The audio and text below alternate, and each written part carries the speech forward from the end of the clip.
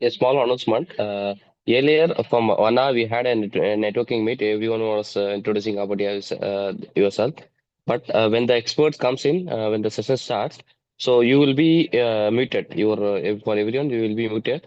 At the end, you can able to speak because if you give an access for everyone to unmute yourself, then the sound and then disturbance comes in between. So until the expert speaks, we will listen from them. At the end, we can speak on.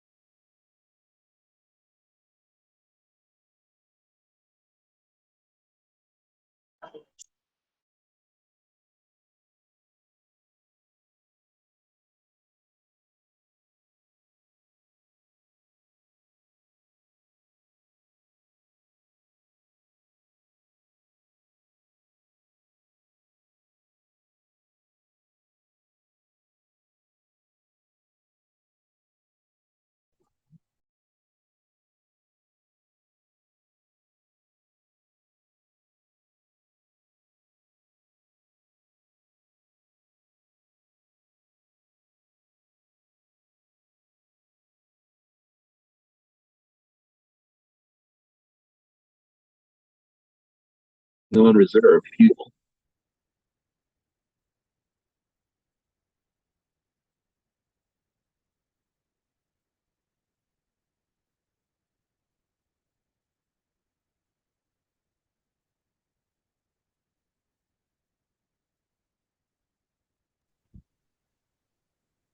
अस्सलाम वालेकुम sir जी। Time हमारा गुजर रहा है थोड़ा सा fast. अगर हम अपने बिजनेस मीटिंग नेटवर्क मीटिंग को अगर अपने पर्पस के ऊपर लाना चाहेंगे तो अच्छा रहेगा, वरना इतना लंबा टाइम अगर हम छोड़ते रहेंगे लीज करेंगे तो काफी लंबा टाइम हमारा वेस्ट हो जाएगा। तो हम्बल रिक्वेस्ट मैनेजमेंट से कि ट्रैक पे लाएं जल्दी से इसको।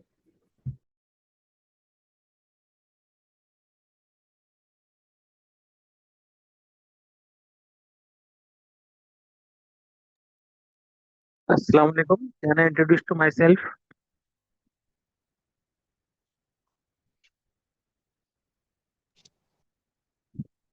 Hello. Yes, sir. You can do it. Yes, my name is Rauf Sheikh. I am from India, Maharashtra, Nasik. I am into manufacturing of water cooler, chillers, and deep freezers. And I am interested to expand my business in Gulf countries. Thank you. Hello. Hello. South Bachang.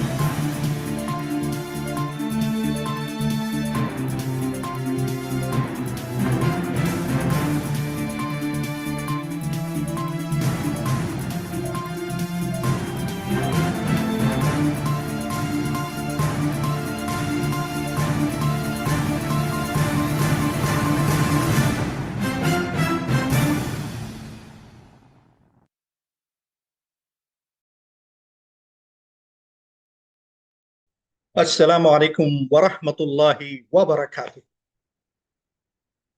Very good evening to everyone for this wonderful business opportunity in Saudi Arabia session. And we are going to have a great learning session in terms of understanding what is happening in Saudi Arabia. I thank you very much. I thank you all for joining this program, taking your time out. And let's start by recitation of the Holy Quran by Muhammad Munir.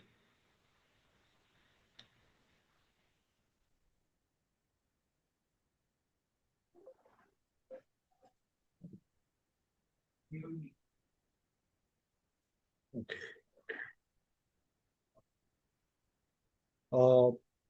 Can we unmute Muhammad Munir?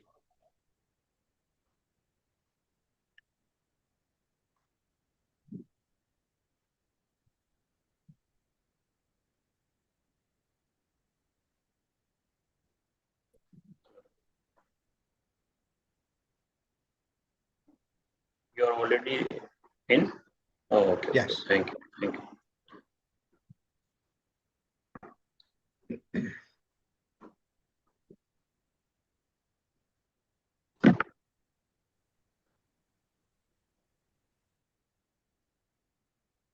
All right. Bismillah ar-Rahman ar-Rahim.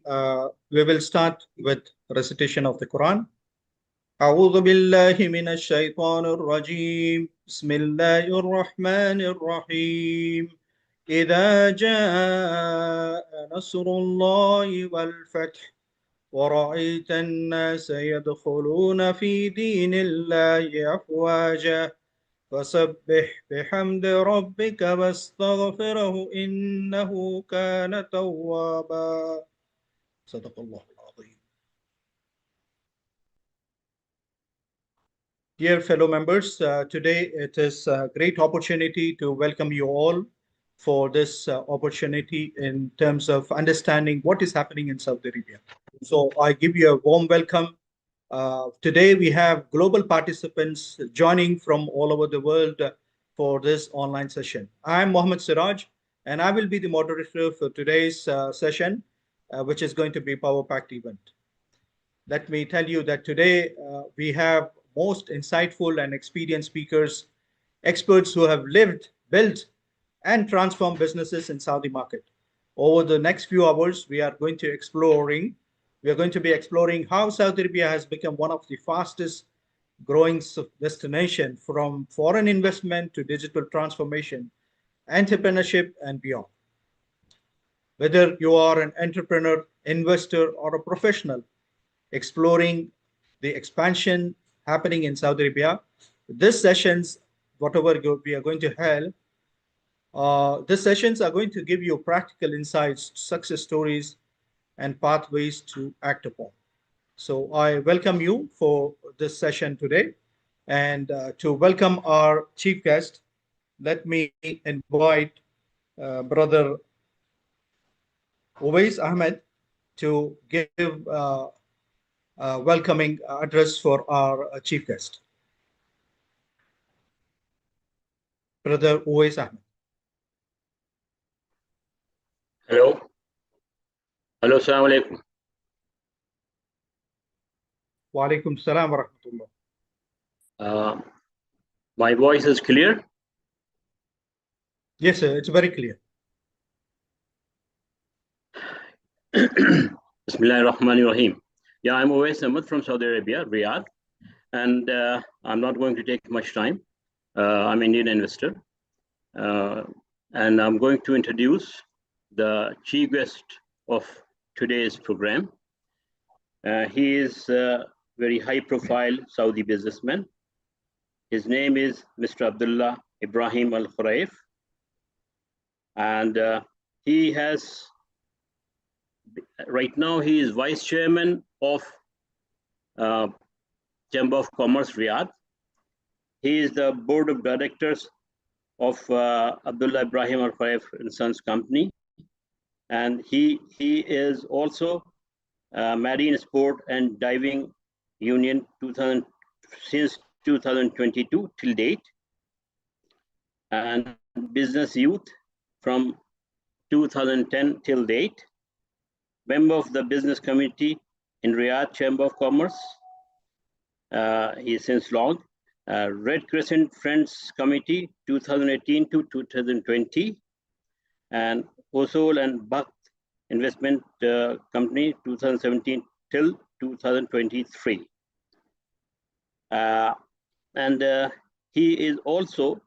He is the chairman basically of a group of companies. He has so many, his business in different sectors. It's in private as well as government. He has so many honorary positions in government sectors. And basically, I have told you few of them. It is not the not end. He has, mashallah, and little bit he will talk about you also. And he is one of the most, I will say, dynamic person in the Kingdom of Saudi Arabia, particularly in Riyadh. Yeah, he knows all ins and outs. He is really, he knows the business. He knows because we are also associated with him as Indian investor, and we have a forum, India Business Forum, and everybody is associated with Chamber of Commerce, and he's helping and supporting to us, particularly Indian community. And he is very happy to join us for today's inaugural function, inaugural. And now I would like to thanks a lot to our chief guest, Mr. Abdullah Ibrahim Al Khuraif, for attending this meeting, and he is available here. So hand over to you, Mr. Anchor. Sirai Saab. Thank you very much, Mr. Owais, and Jazakallah khair for this welcome note for our chief guest. With this, let us call upon with a great round of applause for your online applause for Mr. Abdullah Khuraif as our chief guest. Let's hear from him.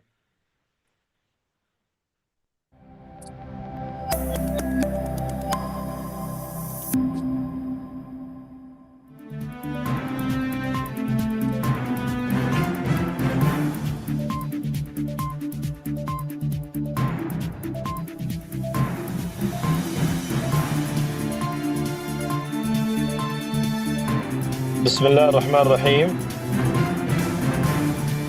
Hello? Hello? Yes, yes.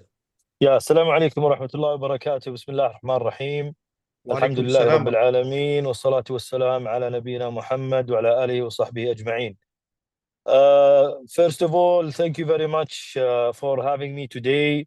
It is really a great honor to be one of the speakers. And I would like to thank Mr. Owais for his introduction. And I'm very honored to be part of this. And I thank Mr. Owais and the forum for all of the support they are doing in our country, and they are doing for me. Today in Saudi Arabia, we are witnessing a very interesting time when it comes to accepting FDIs, foreign direct investments. All sorts of investments are most welcome in Saudi Arabia with all different, I would say, sectors. Today, Saudi Arabia is living a very great economy. It is an uprising economy in different elements. And if we start looking at the right venues to approach and understand what are the business opportunities, we will find the Ministry of Investment as a main player and promoter of all sorts of investments in Saudi Arabia. This is going to be our first, I would say, stop for any foreign investor that is wanting to know more and more about the investments in Saudi Arabia. In addition to this, we have several ministries that have also their initiatives and different investment opportunities, regardless if it is from local companies or international companies, like yourself. So when we take for an example, the Ministry of Industries and Minerals, and we enter the website and we look at the strategies, what they say, the National Industrial Strategy, we will find all sorts of different opportunities in investments in the industrial sector, or mineral sector. This is for number one. Then all the initiatives and the support that the government will have throughout all the ecosystem of the ministry itself. This is also replicated with the Ministry of Tourism. So you can enter the Ministry of Tourism website. You will find a lot of things that are available in terms of investment and also supporting initiatives. And then there is Ministry of Transportation. There is also the Ministry of Education, and name it. So the Saudi economy today is really welcoming everyone, and the different business sectors are also allowing different type of investors. In our case, in the Riyadh Chamber of Commerce, we are also welcoming any query of foreign investors that wants to come understand more and more about the system, the dynamics, the legal system, and so on. What we don't want you to do is really to spend a lot of money with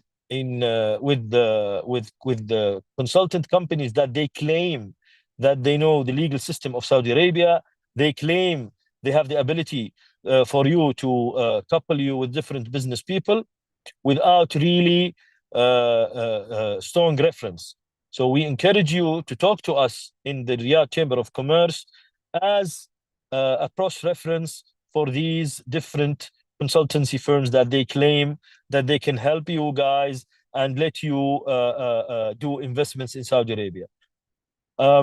I hope you get a very good forum in these couple of hours and days, and I wish you all the success. You can contact us in the Riyadh Chamber of Commerce at any time. You can directly contact also the Federation of Commerce in Saudi Arabia, and you can talk to directly either the Ministry of Investment, Ministry of Industries and Minerals, or any other ministry. Thank you again for having me today. I really wish you a very successful couple of days in the forum, and I wish that you all have a succession, and a very good succession in terms of investments in Saudi Arabia. Assalamu alaikum wa rahmatullahi wa barakatuh.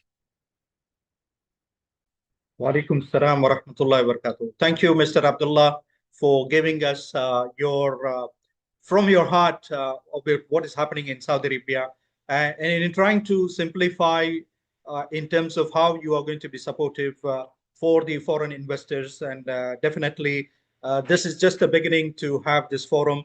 And inshallah, you will have a great number of queries, and we look forward for your support. Thank you very much, sir, for your presence. Thank you. And thank you. And I will excuse myself. Again, thank you very much for giving me this opportunity. Ma salama. Ma salama, sir.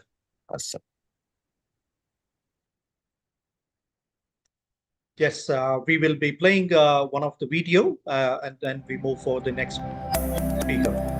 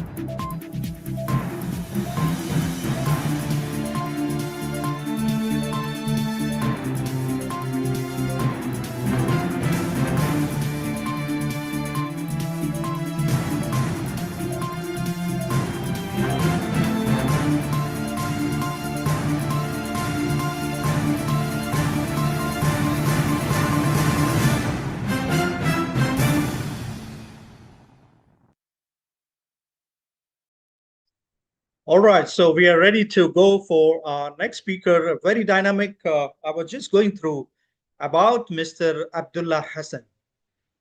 Very dynamic. I was just going through the website of Connect Souk, He is the CEO of Connect Souk UAE. And I was just going through his main page of the website. In fact, they are planning for gathering in the month of November 2025. So let's hear from Mr. Abdullah Hassan what is coming in. I welcome Mr. Abdullah Hassan. Assalamu alaikum wa rahmatullahi wa barakatuh. Thank you for having me. And it's a pleasure to be on the platform and to listen to such distinguished, mashallah, speakers. Coincidentally, I was in Riyadh 3 weeks ago, and I can assure you, if there is an economic opportunity now on the planet, it happens to be the Kingdom of Saudi Arabia.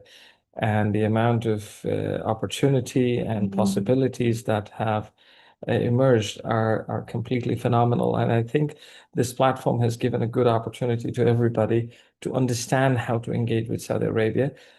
Saudi Arabia, mashallah, is now much advanced in ease of business, much advanced in the professional etiquettes that the world follows. In fact, in some places, the world is following Saudi Arabia and not the other way around. So mashallah, may Allah keep it blessed, protected, and always progressive for all the right reasons, inshallah. So what I'll do today is I'll just first share a little bit of my slides, if you don't mind. Let's see, can you see my slides? Yes, sir. So basically why I think that the next $1 trillion economy will be built on people like you and me. Why what the Kingdom of Saudi Arabia is doing is very important. Why networking will support the kingdom's economy going forward. Because if you actually look at how we work as people, as professionals, as individuals, as business owners, as decision makers, is we try to build networks, and those networks is where the wealth really comes from, right?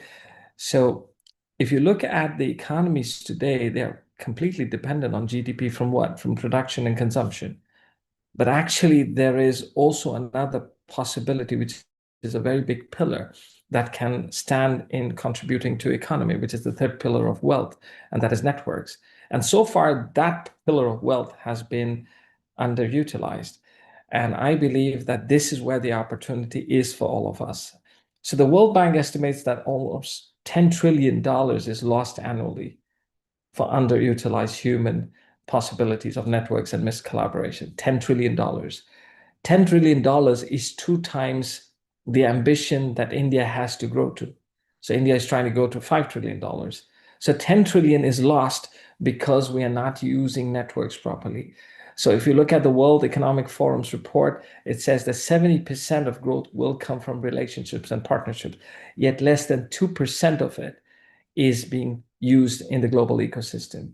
So if we all connect like this in platforms like this, we will be the next wave of wealth, not just for the kingdom, but from the kingdom to the rest of the world as we are. It's not about what we produce, it's about how we connect and why we connect, inshallah. I'd appreciate if people don't touch their cursors because they create lines on the screens. So the problem is that we live in a society, a world which is disconnectedly connected world, which means we have too much technology, but yet we are not connected. Most of the time we are going through content, we are not actually conversing. So if you look at most of the biggest platforms of social media, this is Facebook, it's Instagram, it's TikTok. It's a one-way street. You're going through content, you're strolling, you're basically going down, you're not conversing. The only platform that converses is WhatsApp. That's the only place where you're going to send somebody a message and he or she is going to reply to you. So the world is connected, but yet economically disconnected. So billions communicate, but few convert those connections into opportunities. Business find contacts, but not trusted partners. Governments want to export, but lack verified trade networks. And professionals have networks, but don't know how to monetize them ethically. So we build communication networks. We spend a lot of money on that, but not economic ecosystems of trust. How do we build that? For that, we need 3 stakeholders. And that's what Connect Souk is all about. The solution is to create a networking economy. So Connect Souk, what we are doing is turning trust into trade. We're bringing business stakeholders, people who want to join us as members and franchise leaders to create connections to develop economy. We want to use the Islamic concept of amana, which is trust. which is built on ethics and accountability. So people trust each other and move ahead. With every introduction, there's a potential of making commerce. And that's what we are trying to do. You know, in a world where economy is flipping every now and then due to tariffs and the rest of it, people are losing jobs. And while they are losing job, what they don't realize is they're not losing their network. And the network can always be monetized. And this is where we think that the possibilities can come forward for everybody and for everybody to grow. Today, we as Connexuk are spread in more than 30 countries. And those 30 countries are uniting economies and bringing stakeholders that create networks for themselves. We've signed MOUs with multiple trade bodies and chambers of commerce across different sectors. We're currently focused more on health, HR, the business of spices, and we've also now partnered with the single escrow account holder license in the GCC and launching tokenization as well. We believe that if we create network trade pipelines worth millions, the opportunities will be in billions. And that's what we are trying to do. We are trying to encourage professionals and government stakeholders to come forward and try and build this network with us. We are trying to make a network where everybody can grow with everybody else. Because if we don't do that, then we're missing that $10 trillion economy. But what if we do that? The shift is huge. The economic paradigm is massive.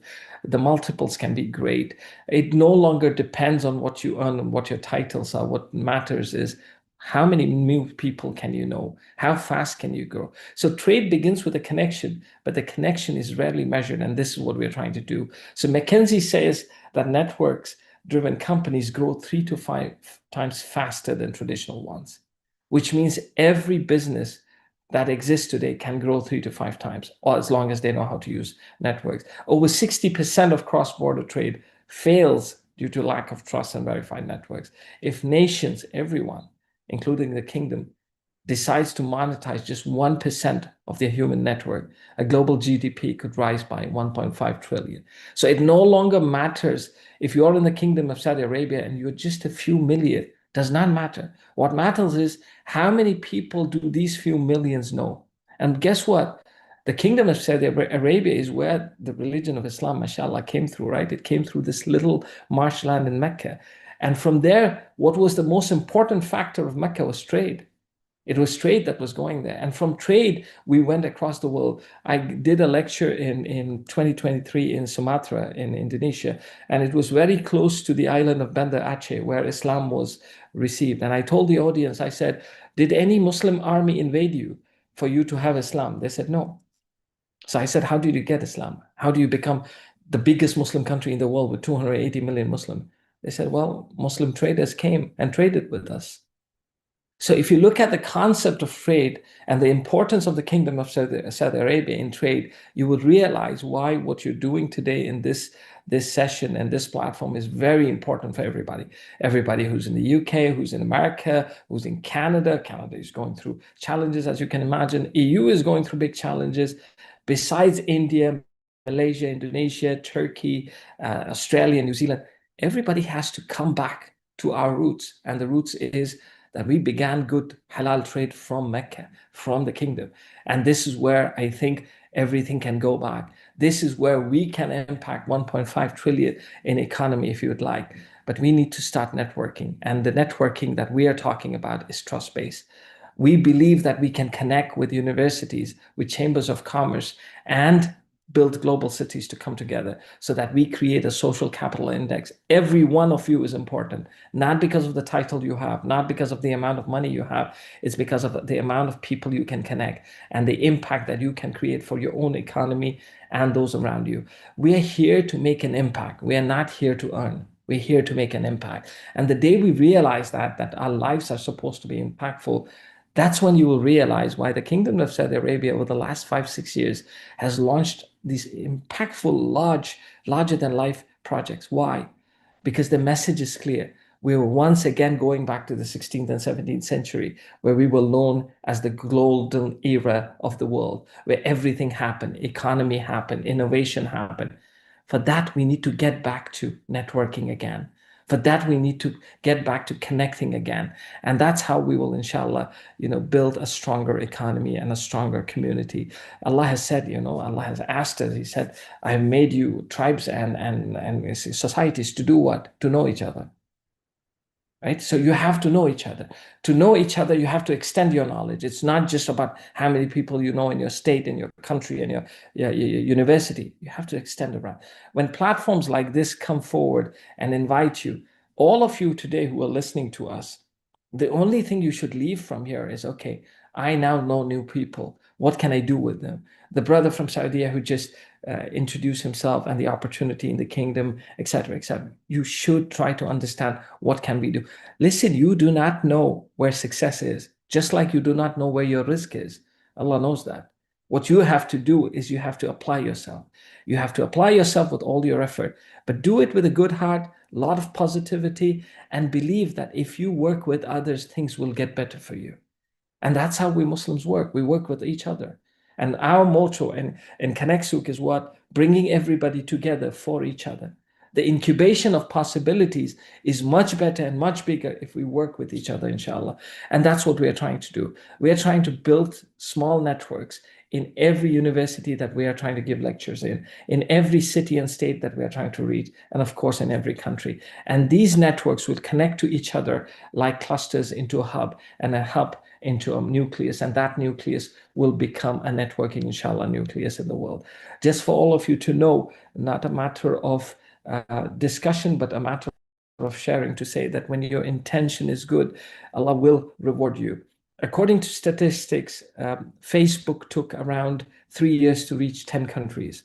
LinkedIn took around 6 years to reach 10 countries. Connect reached 22 countries in less than a year. And all of this was possible without any marketing budget, zero, without any employees, only you brothers talking to me and I talking to you and say, open a chapter here, open a chapter there. Everybody got together. Once again, we need to do that. The kingdom is opened up. Let's use the opportunity. The platform is there. You're there, and there is a reason for you to be on this call, on this network.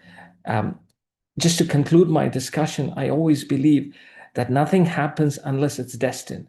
You were destined to be on this call. You were destined to listen to everybody here. Now you decide where you want to go with that destination. Whether you just listen and you sit back and say, wow, what a beautiful session. No, we are not here to impress you. We are not here to leave a mark. We're here to create an impact. Because if you don't move, we can't do anything. We need our brothers and sisters to move. It's not enough for us to say, oh, the West, oh, the West. Well, it's time for the global South to move. If the kingdom is taking leadership, well, come on board and join that whole episode and see where it takes you. May Allah guide us all, keep us protected, keep us blessed, keep us in doing everything that is right, that He's pleased with. And with that, I would like to thank you again for having me here. I am probably the least among all of you. And please pray for my success in this world and the hereafter, and that we stick together and get ourselves together as a tribe, one global tribe, and deliver a lot of good halal success, inshallah. Jazakumullah khair. Wassalamu alaikum wa rahmatullahi wa barakatuh. Wa alaikum salam wa rahmatullahi wa barakatuh. MashaAllah, tabarakallah. Mr. Abdullah, it is powerful. And the message, what you gave, it is much more intentional. Inshallah, we all 376 members of this forum today are listening, and we will definitely take this intention that we will act upon, and we make sure that we see those results before we leave this world, inshallah. Inshallah. Jazakallah khair. This is what the meaning of what Mr. Abdullah was mentioning from Connect Souk, the CEO of Connect Souk. Thank you very much, Mr. Abdullah, for this enlightening message to all of us. And believe me, it is out of my own experience. I'm a Toastmaster, a public speaker. In Jeddah alone, we have more than 67 clubs of Toastmasters. I'm one of the district officer of Toastmasters in District 104, which is Western region of Saudi Arabia. And believe me, we are connected in Jeddah alone, more than 1,500 members are registered, and we connect on almost everyday basis through WhatsApp, through our meetings. And I can tell you that the amount of learning it happens, the amount of sharing, caring, and wherever required, everybody is there to support. And this is what the power of compounding, I would say. So, my dear friends, this is a great opportunity for all of us to come together with a purpose that it is not about myself or your own self. It is that how we can help each other, how we can help our nations to prosper. And we see that everybody gets the chance to perform for what they have been given the opportunity to live in this world. With this, we are going to be having our next speaker very soon. Before that, let me tell you what is SYPA. SYPA is an organization which is very much into development of the community. A lot of educational projects they have covered. They have done 3 expos. They have supported many families. I myself, I was involved in one of the project. They have supported many families who don't have anything. They get the support from people who can offer support, and they give it to the needy to start the business ventures.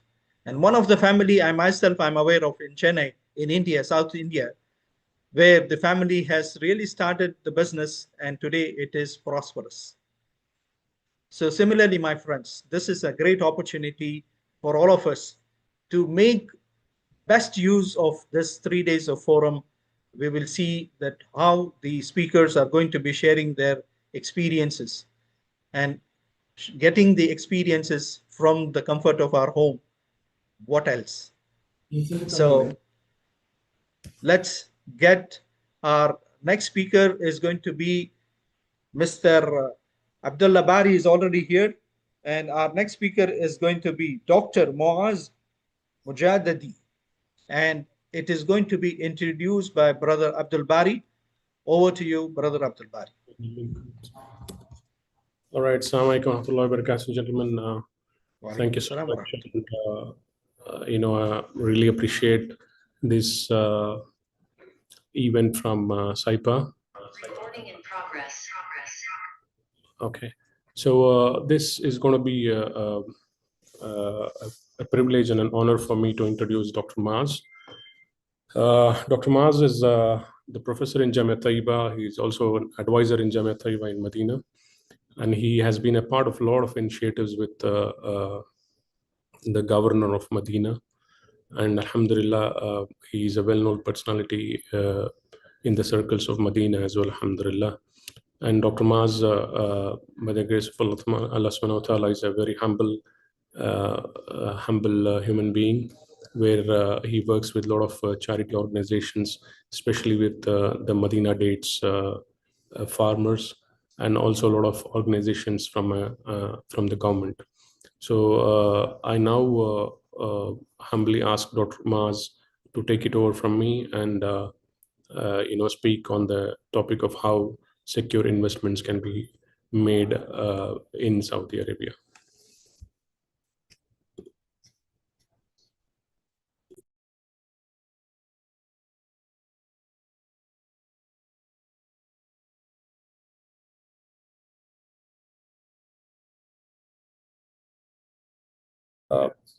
Can somebody give the permission to unmute Dr. Maaz's mic?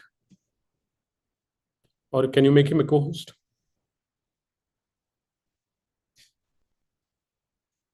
Yes, sir. We'll check that. Request the admin to make him a co-host, please.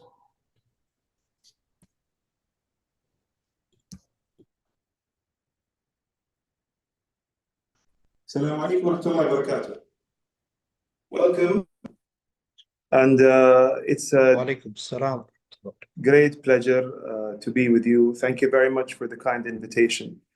When Abdul Bari told me that there's a group of prominent, successful people who would like to be introduced to the opportunities of working, doing business and investing in Saudi Arabia, I thought this is a great opportunity. not only because I'm, alhamdulillah, proud of my country and the leaps that has been happening, but also because day by day, I see the fruits of interaction between all people who love the advancements and the progress and the change and pro-change, and they just want to contribute to the big vision that Vision 2030 is not only for Saudi Arabia, but also something for humanity as a whole. We all follow media from time to time, and regardless of what your area of expertise and your business, you will find somebody who you follow in your area of expertise worldwide that is coming to Saudi Arabia and creating a deal of some sort that is planning to create an impact for humanity as a whole. And it is now not something new or something rare to hear people saying, praising the vision, praising the leadership, and praising the progress and the willingness to actually contribute to something great to humanity. So this atmosphere and spirit is the initiation and of the goodwill of people coming and exploring opportunities. يعني المدينة المنورة as a jewel, one of the jewels in the crown of Saudi Arabia, and Riyadh as being a booming city that is growing to become one of the capitals of the world that is cosmopolitan and hosting important events. No day passes without an important event happening in Riyadh, and some influential decisions that not only influences the country of Saudi Arabia or the region of GCC or the MENA region, but also can be influential for the world. Peace talks between fighting nations happen now in Riyadh. Important political decisions take place in Riyadh now, and by the facilitation of His Royal Highness, Crown Prince, or advisors and ministries. And also important economic decisions take place now. There is huge interest, and all eyes are gazing and waiting for the opportunities. My background, a bit of it, although I'm a medical doctor by profession and training, and I actually practice in my clinic, I'm very much into health and wellness innovation and strategic consulting as well. I do projects of social entrepreneurship and business ecosystems, and I do a lot of cross-sector advisory roles aligned with Vision 2030, investment, and so on. So why Saudi? Why now? This is not just a rich nation, it's a nation in redesign. A lot of our laws have been updated and rewritten to become world class of human rights, human status, and preserving the rights of all entities, and make sure that these regulations are world class to take us to the next phase of humanity and the needs. There's massive capital flow. There's bold policy reform and global partnership demand. Like I said before, global partnership demand. The opportunity sectors, not only in healthcare, wellness, and biomanufacturing, there's also agri-technologies, food security. There's also education, AI, and digital transformation. There's heritage, tourism, and cultural industries. Clean energy, logistics, and smart cities. We're not only producing oil and exporting it with all its derivatives and downstream products, but also we are heavily invested now in clean energy and in the logistics and the smart cities. Vision 2030 is not just a slogan.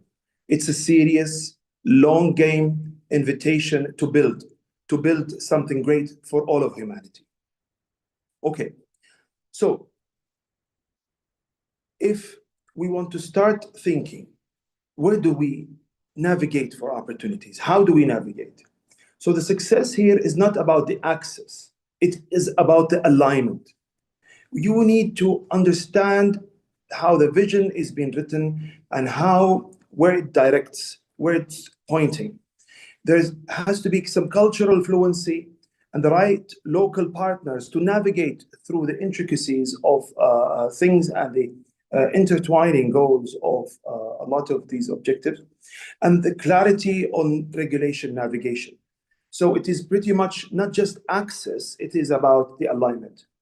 And this is not just to boast, alhamdulillah, but we have a lot of long-standing, high-trust incubation and long-term playing in the design and impact-led investment matching. We try always to make sure that the impact is first in mind, and then we match according to the requirements needed for such investment opportunity. So basically, the country now in Saudi Arabia, whatever is the sector, no matter what the tender is, people are not, or the government entities or the semi-government or even the private sector, they're not just hiring contractors. The international partners are actually invited to co-design the future. For instance, if I may say, I was involved in a couple of projects that were public-private partnership projects. The process takes time. Like many places in the world, public-private partnership projects are not overnight tenders that clear RFPs get or terms of reference get released, and people just apply, build proposals, and apply. Public-private partnerships is where a lot of understanding of what the demands are, the local market is, the requirements of the government is for the projects, and then the also alignment of the international partner that would like to partner in this project to make sure that there's a good fit between the sector and the solution provider or the contractor or the company, international, let's say, partner for that sake, and the goals and that objectives that need to be achieved through this project. Before even talking about financial sustainability and the financial models and the cash flow generation, we're now just talking about getting to know each other. This takes time. And during this time, there's a lot of alignment, verification, making sure that people acquaint each other with the culture, with the objectives, with why this is taking place. So all of these considerations are taken into consideration when designing the initial offer or proposal. So I invite you not only to observe from distance, but visit us. I invite you not just to hear about us, but to be here with us. I invite you to visit us, observe, and deeply listen to the conversations that take place in all of these events and networking and the side conversations, networking sessions. Not a day passes without 3 to 4 major events taking place in Riyadh. It is now a capital in which the whole world comes to. You really not need to find a partner that is an opportunistic partner, but you should be on the look for an authentic partner. So I advise you and invite you to partner with authenticity, not opportunism. Opportunities come and go, but are the people you are partnering with or doing this with are the right partners with you? I invite you also specifically, not only to my beautiful country, Saudi Arabia, but also for Medina, my beloved city, in which you can come and enjoy the hospitality, the tranquility, and the beautiful, what we call Ansanat al-Medina, or the human-friendly design and layout of Medina in these recent days. There are so many things to think about and talk about. I do not want to consume all of the time in this general introduction, but there are so many things to talk about. However, I leave you with a simple note. The access is there. MISA, the Ministry of Investment, is there. The entry requirements are very clear. Everything is posted online. There is a lot of claims of people facilitating and making paperwork and all of that, while the path is paved nicely and clearly by the Ministry of Investment and the authorities related to it. There must be caution when somebody is asking for somebody to process papers or anything. There's a third party, because a lot of this lies in the trust issues. Have to be make sure that they are trusted people, and make sure you visit frequently. Get a good knowing and feeling of what is happening. Select a few sectors you're interested in and where you are very strong at. And it might be a multi-sectorial or a cross-sectorial move that you might be eventually working on. And do look, like I said, for authentic partners and not just people who are looking for opportunistic wins. Thank you very much for the opportunity. Again, thank you very much, Mr. Chairman, for the invitation, and my brother Abdul Bari for the kind introduction. And I look forward to seeing you all and welcoming you in Saudi Arabia. Ahlan wa sahlan. Jazakallah khair, Dr. Maz. MashaAllah, tabarakallah. Your invitation to Madinah Munawwara is the key message for all of us to get the peace and tranquility of Madinah Munawwara, and then move forward to whatever is written for us to be in partnership with Saudi Arabia. Right. So moving forward to continue on the same topic, we have Brother Abdul Bari, who is going to continue and talk about the same topic, which is secure investment gateways and opportunities in Saudi Arabia. Over to Abdul Bari. Can you all guys see my screen? Yes, sir. Very much visible. All right. Jazakumullah khair for your time. Brother Rabik, thank you so much for inviting us. We're glad that we are here addressing a sizable audience.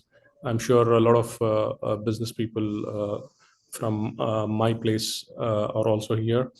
I'm just going to do what Dr. Maz just spoke to you guys, and I'm going to build on that. So what are the processes? He spoke about how Saudi is a destination now, and what are the options for a direct investments about MISA. So I'm just going to build up on what he has spoken now. So I'm here to deliver a very simple message. There has never been a better time to invest in Saudi Arabia. The doors are open. The processes have been transformed. Let's cut through the noise. Okay, and imagine before a couple of years, when there was Sagai and we wanted to register a company here, and the kind of challenges that we went, but the current administration, the government has made it very easy.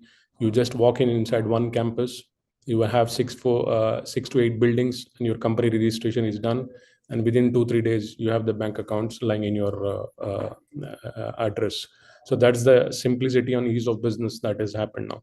So you also need to understand that there is a paradigm shift when it comes to Saudi. Saudi was always an exporter of investments, but now it is turned as an importer of investments. So which means that Saudi is now attracting investments, and they are improving the processes. They are making ease of business for any entrepreneur who wants to enter Saudi Arabia. So, like I told you, the entire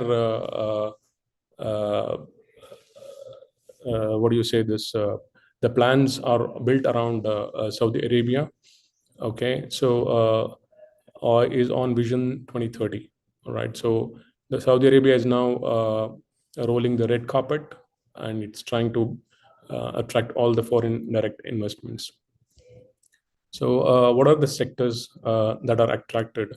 So one of the sector is, which is on a high currently, is a $1 trillion investment, which is being attracted in tourism and entertainment industry.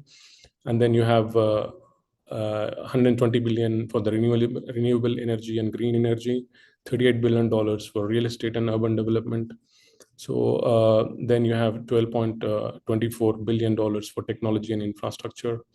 Then you have $7.9 billion for sports and leisures. So these numbers that I'm showing you are the top attracting industries at this point of time in Saudi, where $20 billion is for aviation and logistics. With our experience, Saudi is now moving, Saudi is becoming a new US. If you have the talent, if you have the products, you have the innovative products, the Saudi market will open you with arms and it will hug you. So if anybody is into research, innovation, Saudi is the place now to come. And if you have a product which is, a world-class product which can scale up, Saudi is going to attract you.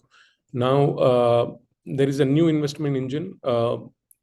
Doctor just spoke about MISA, Ministry of Investments. And this is your permission to invest here. And then there is something called commercial registration, which is the permission to operate. Now, what happens between is the interesting stuff here when it comes to the investments in Saudi Arabia. So what happens in between is here, the MISA, which is the prime stakeholder to approve an investment or a company to enter into the Saudi. What happens, how long does it take to get a MISA license? So for a standard case, a very small business case, it's generally about 5 to 10 business days where they approve or they reject. But the realistic expectation should be around 1 month. And then for the complex cases, it will vary from 3 to 6 months. With our past experiences, I would say even 9 months. But if you are prepared well, then 3 to 6 months. If you are a research and innovation company, you are into space tech, you are into science, you are into healthcare, you might as well crack in 3 months. So I can share the details of vetted agencies that can help you, which are genuine, who are into this space and who are doing work. Although I'm not anywhere related to them or linked to them, but I know a lot of companies have got into Saudi through them. And then factors that will affect your MISA timeline is all the required documents must be attested and translated in Arabic. So keep that ready. Activities in regulated sectors like health, education, telecom may require additional ministry approvals. So wait for that time for the vetting and the approval from their side. Then manufacturing, contract, and business may slightly have an approval windows. So early engagement and with MISA to help it will help you resolve your queries. Now, the model that a doctor was talking about, public and private partnerships. Generally, in our space, that with the experience that we have in the fundraising and how the public-private partnership works is there is a balanced formula here where 20 to 30% is bootstrapped, where it's self-funded, where we as owners, whoever is coming in, should have the 30%. Why I'm telling you this is there is a process in MISA that once you apply for a company registration here in Saudi, so they will evaluate. They have about 40 VC companies which will shortlist your profiles. So after you apply for MISA, these VCs, venture capitalists, apply, they screen the company, they will look at your balance sheets, they'll do everything that is required for a process to be cleaner. And then those 40 VCs will evaluate you on a yardstick. So the yardstick, which is very prominent of what we hear, is that research and innovation companies where there is a scope of government investing and co-owning has better chances of getting into Saudi Arabian market. So this is very key. This is a very key information that you guys have to understand. So if your company is a proven company and you have a product that is scalable, yes, you are the best fit for the market. But if you're a company which is having a manufacturing unit or say some product making unit, and you're just going to come here and replicate those products, the chances are less. So what the formula or the balance formula for secure investments that we, based on our experience with the investors, with the governments that we have noted, is a 20 to 30% you will have to bootstrap. 20 to 30% funding should come from local investors, because when you tie up with a local investor, or if you have a local investor who can help you, then there will be a lot of easy access to the markets. It's not just about entering the market in Saudi, but entering beyond the market. Say Saudi going inside and talking in PIF or in Aramco is a different thing than another nationality getting in. So if you can rope in a genuine and honest one who can invest, if you have an investor who is not willing to invest, then he is not the right guy for you to invest or be secured in Saudi Arabia. So 30 to 40% of the government funding, if you can possibly have, if you have a very good product. I told you that there are 40 VCs who will evaluate in the Ministry of Investment process. So those 40 VCs are also a good source for you to be funding. So it has to be a collaborative structure for a secure investment. Yes, MISA is a secure path, but beyond that, if you want to penetrate into the Saudi market, a balanced framework is very important. And then this is one of the investment highlight pitch deck that I'm showing you. This is an example of how you got to build a case study that, what will it cover? Say investment opportunity, what do you want?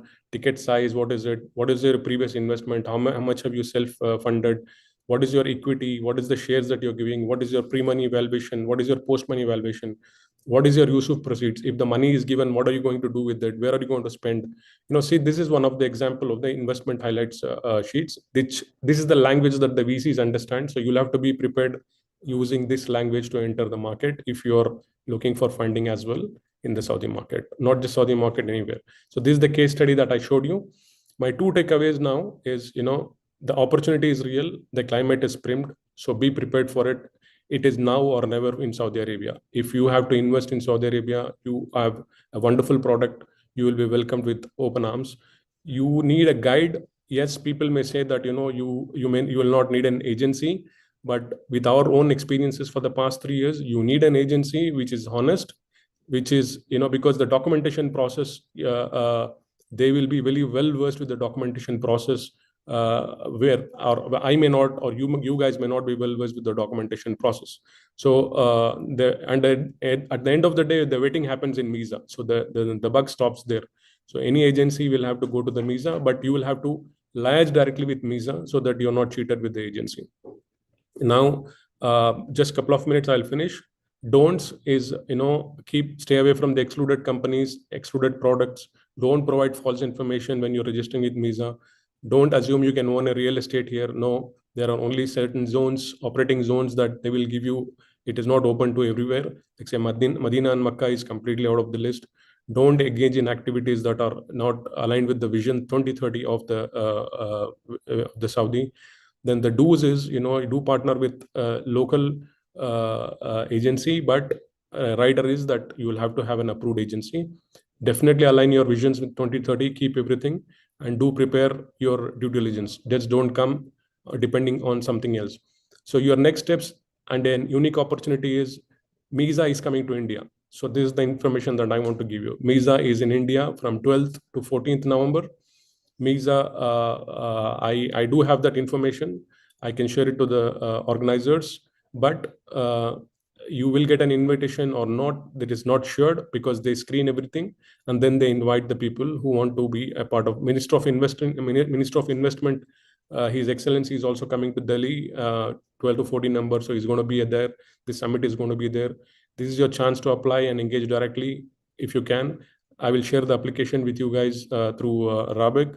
I'll also share details of the vetted agencies that can guide you here in Saudi Arabia. So I'll now keep the doors open for any strategic discussions, or if the time allots. If the time is not allotting, then you can get in touch with me through SIBEC. I will help you as much as I can. Jazakumullah khair for your time, and really appreciate this. And I hope my bit of information helps you guys make some key decisions. And welcome to Saudi Arabia. I'm again telling you, this is the time in Saudi Arabia. If you don't utilize the time now, you will never get any other time. Jazakumullah khair, and thank you so much.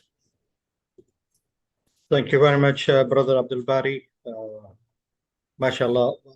Very powerful message. And thank you for sharing on time about the MISA visiting India. And this is an opportunity for all of us to utilize their visit. And if you're interested, Abdul Bari, mashallah, he has already committed that he's going to be sharing all the information to you. Any questions, if anybody has got, we will take one or two questions. So kindly, I request the admin to unmute if anyone has any questions.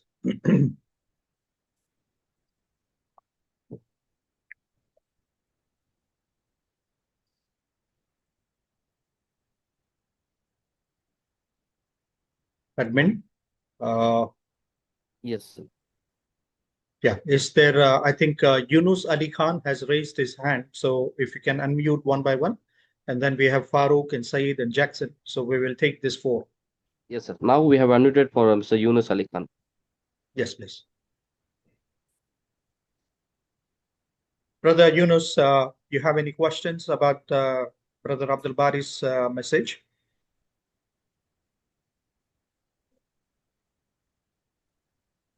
I think we can pass on to the next. Maybe he's Next having one.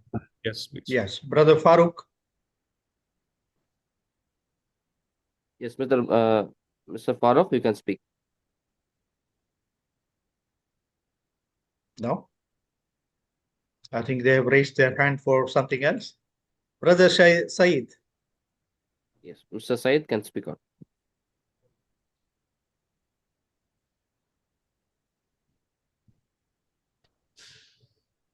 I think their mic is not muted, I believe, because I can still see Syed's mic is not muted.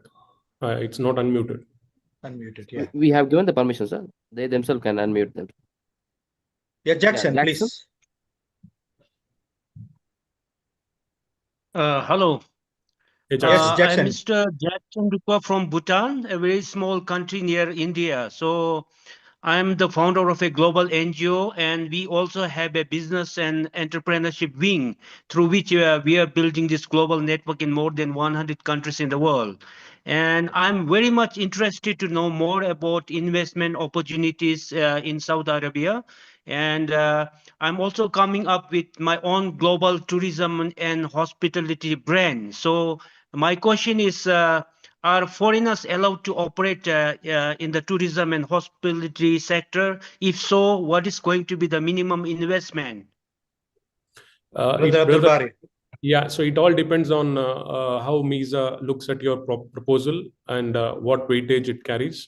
If your proposal carries a good weightage, which is going to help the kingdom, you will be given a chance. So there is an opportunity for tourism, but like I again told you, it all depends on what kind of proposal that you give to MISA, and then the Minister of Investments, they will screen, and then they will tell you what is the requirement and what kind of funds that you can bring it to Saudi Arabia. It all depends on that. Just to Okay, add on, thank you so much. just to add on, Jackson, it is very much promising. I'm a hospitality consultant. Next 5 to 10 years are going to be very much promising in terms of hospitality, in terms of tourism. A lot of projects are coming, especially into the entertainment and Expo 2030 plus the World Cup. In next 3 years, there are a lot of mega properties, 5-star, 4-star properties are coming up across Saudi Arabia. So it's a right opportunity, Jackson, for you to get in touch with Brother Abdul Bari, Dr. Maz, and all the experts who are there. You can get in touch with the organizers and be part of this forum, and you will get the path to reach Saudi Arabia smoothly. Thank you. Thank you so much. Yes, Brother Zulfikar Ali. You can unmute. You can Assalamu alaikum. Thanks. It was a very nice webinar. I have a couple of questions. First is what opportunities are there for the edutech companies in Saudi Arabia? Yeah, so And I request everybody to keep your questions very precise and have one question at a time, because there are a lot of other people who have raised their hands. I can see 14 people are waiting for the questions to be answered. So keep your questions precise, and I think my time is also up now, so I can take that questions through WhatsApp as well if required later. Yeah, Zulfikar, you can ask your question, brother. Yeah, I'm asking that what are the opportunities for the companies? Like I'm running an edutech company, and in the future, I'm planning to go in tourism and hospitality sector. So I'm asking what are the opportunities are there for edutech companies and tourism and hospitality? And my second question is what is the minimum capital required to start a company in Saudi Arabia? Apart from that, what are the benefits the government is offering to the new startups if they are starting their business in Saudi Arabia? Any specific of I'm talking about region where they're promoting if you're setting up your business, they are giving some kind of tax benefits, anything like that? Yeah, see, the question is very simple when it comes to Saudi Arabia right now, especially edutech or tech platforms or innovation products. What is that you have different from the world? What is that you are offering very different from the world? That is the key. What the attracting factor here in Saudi Arabia is not your money, but your products which can add value to the Saudi Arabia. So money, you don't worry about it. Saudi Arabia has enough money. They are the exporters of the money as well, but they can also facilitate you. Like I told you, Misa has about 40 VC venture capitalists who will evaluate your project, and if they find that your project is scalable, if you find that your project is attractive for the Saudi market and it will add value for Saudi's vision 2030, they will definitely select you. Okay. And what about the documentation part and all those benefits? I'm asking. If Yeah, say so suppose the things I go through a private family VCs, not through MISA, but I got an opportunity through an family office, right? if you They go accepted my proposal and they then See, if you're going through a private office, then everything remains private. Okay, so the rules of the private company applies everything. But if you're going through MISA, then if they approve your project, then there is an exemption of 5 years, and they'll allocate a space for you in Riyadh, and then you can have your own office as well there. So I know a lot of brothers, a lot of my friends who have established a company, and they have done really well in India. Their balance sheet is really good. See, the balance sheet has to be your past balance sheet has to be really good if MISA has to screen you. And the other factor is your product has to be really innovative, really innovative. It has to add a lot of value to the Saudi market. okay. Oh, that's I have the question. Thank you. Thank you. Shukriya. Okay, we will take only one question right now so that we move as per our timeline. Brother Rajik.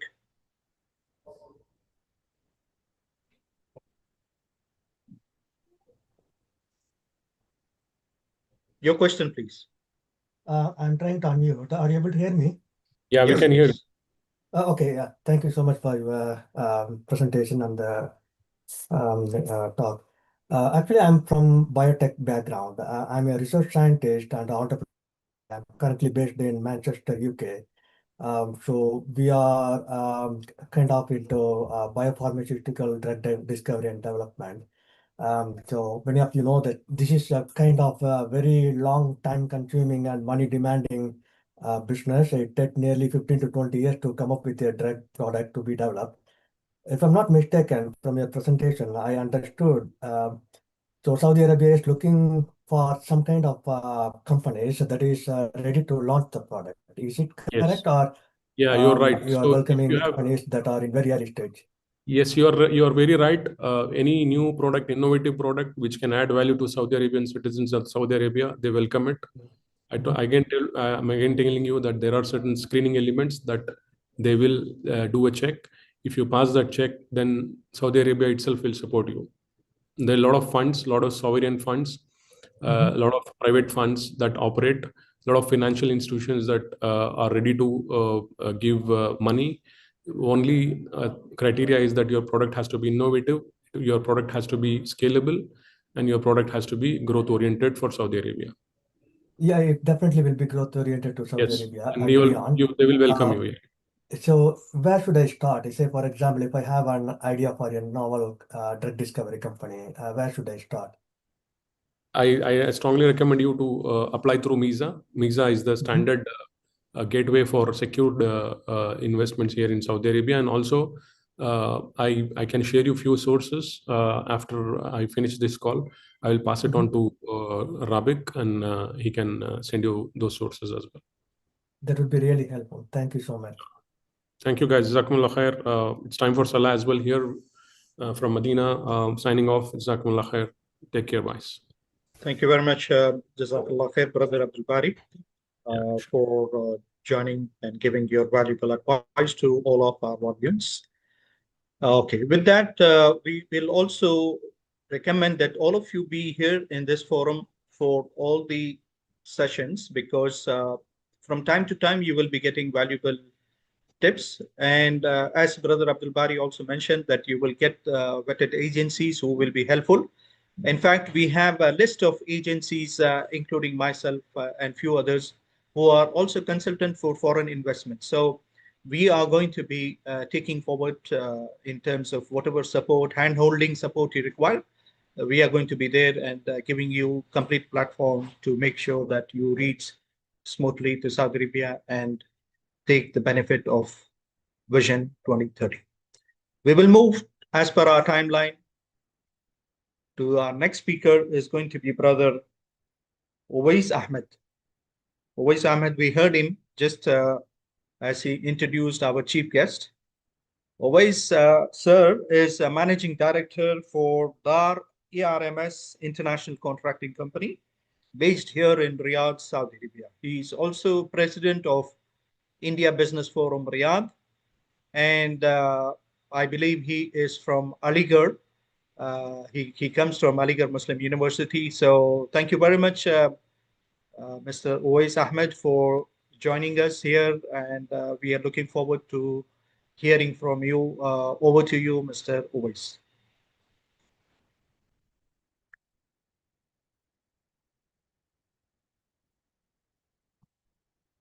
Hello. Yes. Hello, Assalamu Walaikum salam. Can you hear me? Yes, sir, we can hear you. The topic is going to be opportunities for business in KSA, in Kingdom of Saudi Arabia, the business opportunities in Kingdom of Saudi Arabia. Yes, sir, we can hear you. Yeah, Assalamu alaikum, ladies and gentlemen. Well, I'm Uwais Ahmed. I born and brought up at Aligarh. I have done all my education from Aligarh Muslim University, and I can say that I'm alhamdulillah very proud that I got the academics from one of the best university in India. It is on the top university, and when practical comes, so I switched on to Saudi Arabia. I'm here since 40 years, and I'm doing business since 26 years in 99 as a construction company. And alhamdulillah, I have various experience, and I have seen, I have done personally by my pen that what are the requirements, how to proceed, all these requirement for the visa and all that.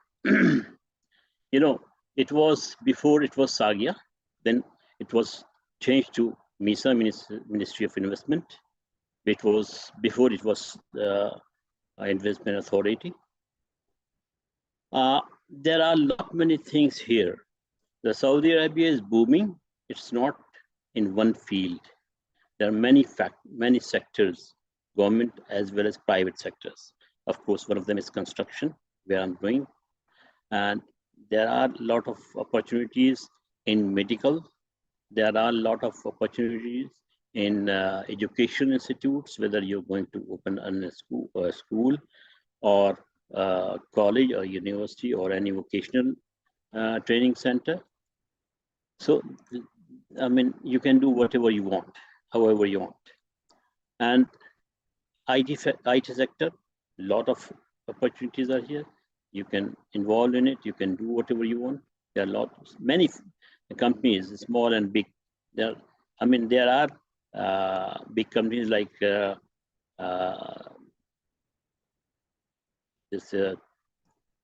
what do you call this? Tata Consulting Services, TCS, Tech Mahindra. I mean, all big groups are there. I cannot name all. And small small scale IT companies as well. And I would suggest and advise that working in Saudi Arabia is easy and it is very friendly. There is no cheating here. The government of Saudi Arabia is very neat and clean in each and everything. I have been connected with the Ministry of Labor here, so I know what they are doing. If you are doing clean business, there is no any problem at all. If somebody is not doing clean business, then there will be definitely problem. Here, all the ministries, I'm connected with them. Not only the Ministry of Investment, many other ministries as well. So, Assalamu alaikum. Walaikum salam. நல்லா இருக்கீங்களா? நாளைக்கு உங்க இவருடைய schedule slot. Sorry for this. Can you please mute the person here? I'm sorry, yes, sir. Sorry. Hello? Yes, sir, you can continue, sir. Sorry for this interruption. No, it's okay. So, so there are opportunities here. And to get a license here, let me tell you that what are the documents required, the basic documents required. You need a company in wherever you are working, irrespective of any country, whether you are in India or you are in UK, you are in UAE or elsewhere. Okay, what you need, there are 3 documents required basically. Number 1 is commercial registration, and that commercial registration should be attested from the Ministry of Commerce in India, for example, if somebody is from India, and also then that should be connected with Embassy of Saudi Arabia in Delhi. 1 document. Second document is article of association should be certified, and that should be then attested from the Saudi Embassy. The third document is bank statement, 3 years bank statement, and that should be certified from auditors and then Embassy of India. Just 3 documents are required. With these 3 documents, you apply online, you will get the license within 2 to 5 days. Okay, this is one. Okay. Once you get the license, and there is hardly any look. After that, there are another steps. Once you after getting the license, you have to pay 12,000 Saudi riyals a fee. Okay, that's it. If you want to show that you have, like a capital, you can go with the $25,000 up to you. The upper limit is, there is no limit, but $25,000 is enough to get the license. This is one thing. After getting the license, you can get the visa online. You can get all the requirement, all the statement, word, document, blah, blah, blah, and everything. After coming, once you reach here, you have to go for commercial registration. The first thing what you need is the trade name. If you are going to make, or the trade name is same as your mother entity, then there is no any problem. The trade name will be approved from the Ministry of Commerce here within a day or 2. In case, if you want to change the trade name, not the same trade name by which you are coming from, then if you have something else, why? Then it will take time for approval. It may take too much time. It may take 1 month. It may take 2 months. It may take 3 months. I have experience in this also. So once you have trade name and all this, you can get the CR, and then bank account and blah blah blah and this and that thing. And of course, to start, you need an office over here. You need at least one Saudi immediately on board. The minimum salary for a Saudi is 4,000 Riyal per month.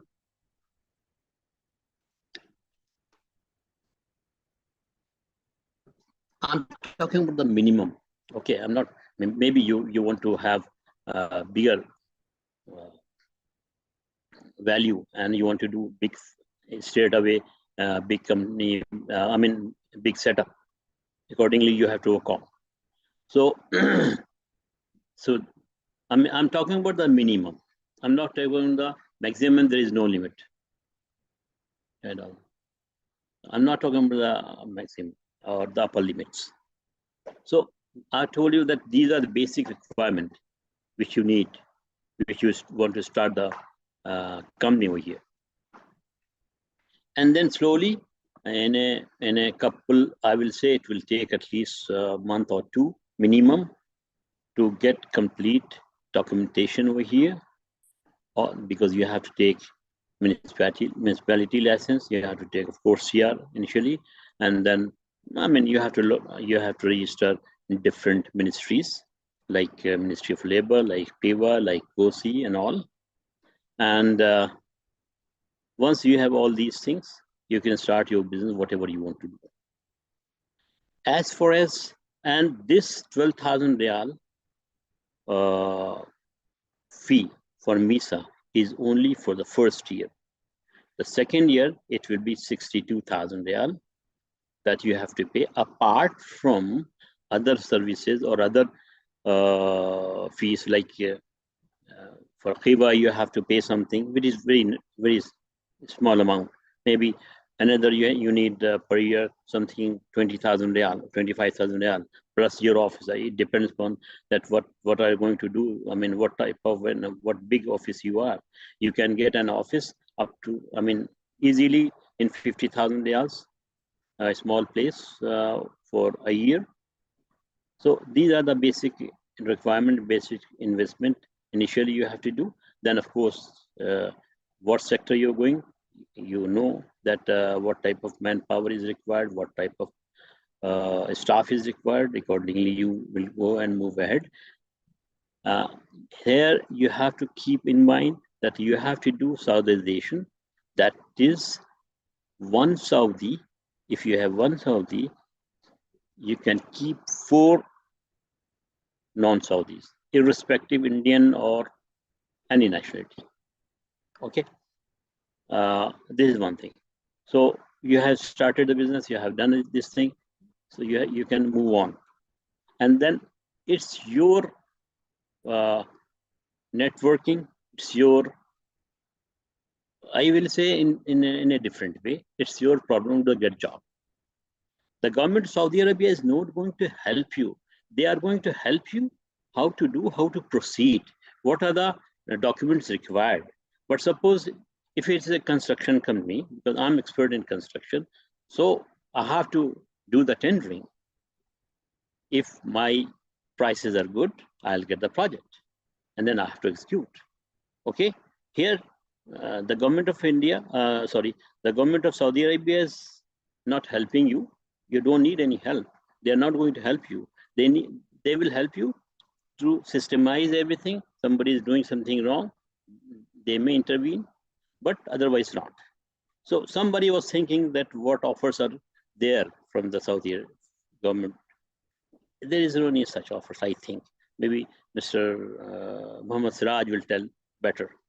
Okay, that what are the offers? I think there is no any offer from the government of Saudi Arabia. Am I right, Mr. Siraj? I will give my points after you finish. Okay, so this is what I'm saying. I mean,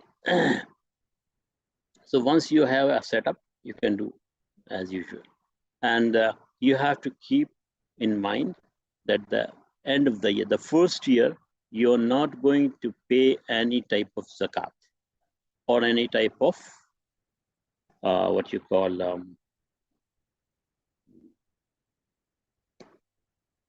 any payment to the government of Saudi Arabia is zakat and dakhal, okay, or tax, I should say tax. But from the second year, you have to pay 20%, the minimum, that's the minimum, 20% of tax of your profit, not from the capital, not from the value of the project, no. It is just the profit. Whatever the profit you earn in 1 year, you have to pay 20% to the current, to government here in Saudi Arabia, okay? And of course, something back home, if you're going to send the money to back home, of course, that is another tax. That is also one tax. So don't forget it. So this is way, I mean, I'm saying, I think here the best thing, or what the government of Saudi Arabia is doing, which I will say a very good offer, in the sense, a very neat and clean work.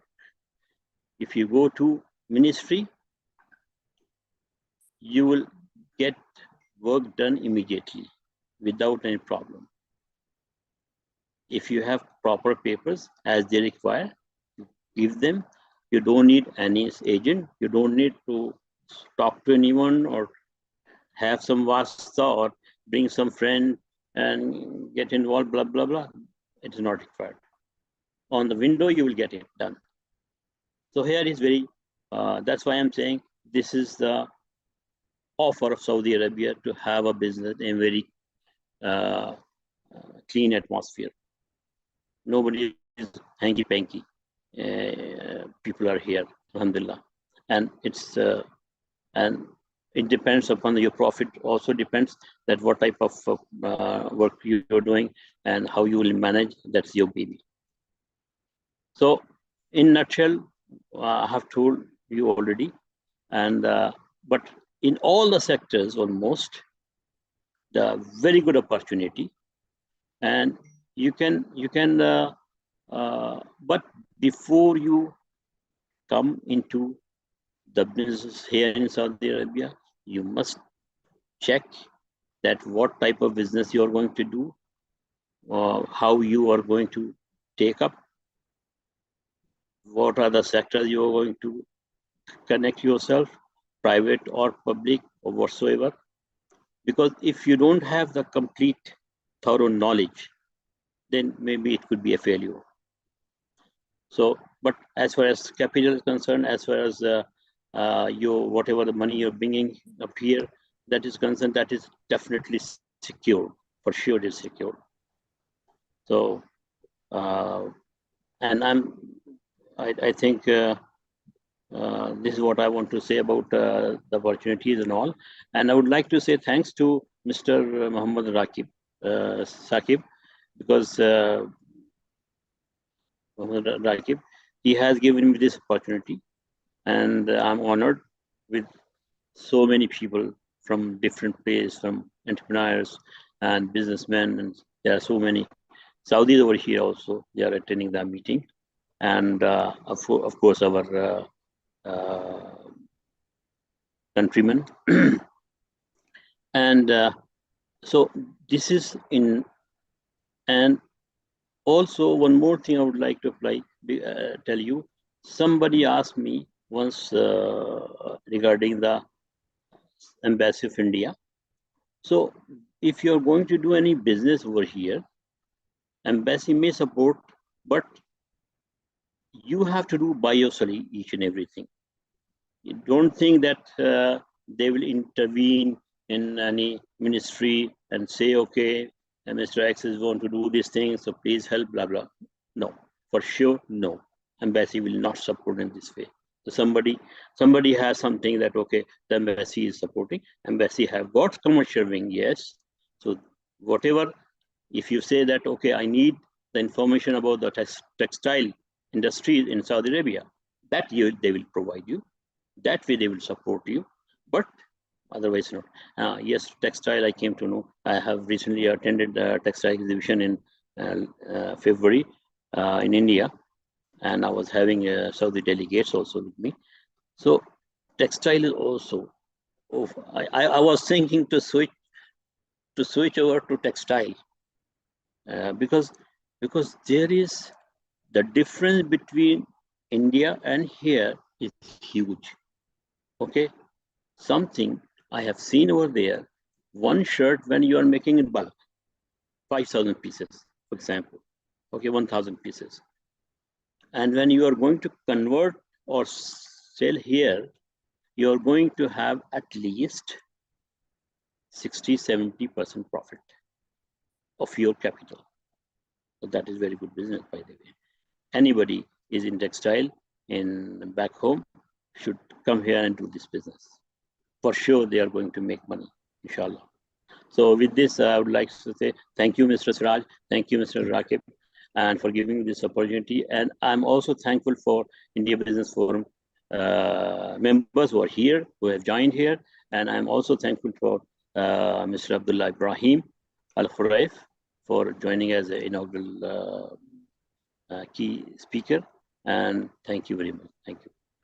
Thank you very much. If you have any type of question, because I don't want that the others will get disturbed and all. So whatever the question you have, you can all your inquiries, and many inquiries I can tell you, or Mr. Siraj will tell you. So give all your inquiries to Mr. Rakib, the chairman of this organization. Then he will hand over to us or to anyone who is going to give the right answer. Okay, thank you very much. Thank you, sir. Thank you, Mr. Voice, for your great points in simple terms. You have mentioned all the points. Just from my side, I would like to give you good news that from almost last 3.5 months, government of Saudi Arabia, the MISA, Ministry of Investment, Saudi Arabia, is not collecting any fee for the first year. 12,000 Riyal fee is not being collected. This is the new development. So many of our investors who are coming, they are not paying from last almost 3.5 months. This is something which is by the portal, by the MISA. They are saying that it is because of the changes which are going to be coming in. But the good news is that if anybody wants to apply now, they are not required to pay this initial amount of the first year fee. As in today. As of today, yes, exactly. Yeah. Yes. But it is temporary phase. Correct. Even this is temporary. I have not paid 62,000 riyals yearly. Yes. I have my license already renewed. So thank you for sharing this. Very good for everybody, because initially right now it is, you can say it is an offer from Saudi Arabia. It is an offer. That's a good news. Yes, let's take very quickly. We will take 3 questions to 4 questions, because I see these were the early 4 raised hands. Yusuf, Agri Business. Yusuf, you have question?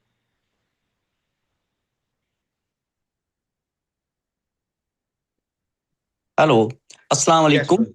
Yes, I am Muhammad Yusuf from Maxla Besol Private Limited. We are in agri-business development. We provide consultancy in establishing food processing industries. We are expert in providing consultancy mainly in food processing. I would like to know what are the possibilities of providing consultancy in Saudi Arabia. And also, I would like to convey my salam to Uwais Saab. I am also a Ligurian, and now I am based in Delhi.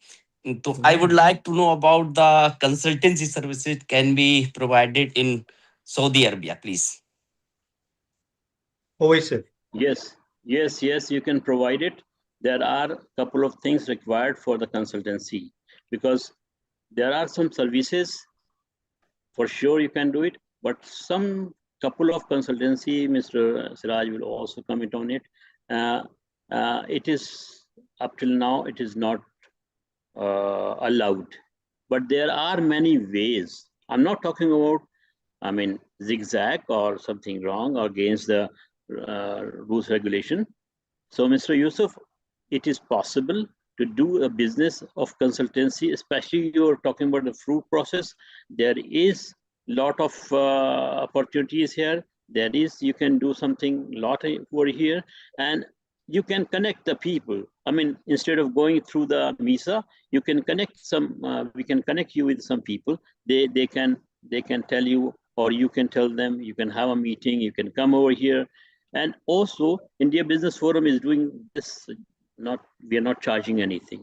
If you want to come, want to give presentation, we can call business people, attend the meeting, see what you're doing, and then that is also one way of networking, and by that you will know what is going on and how can you proceed.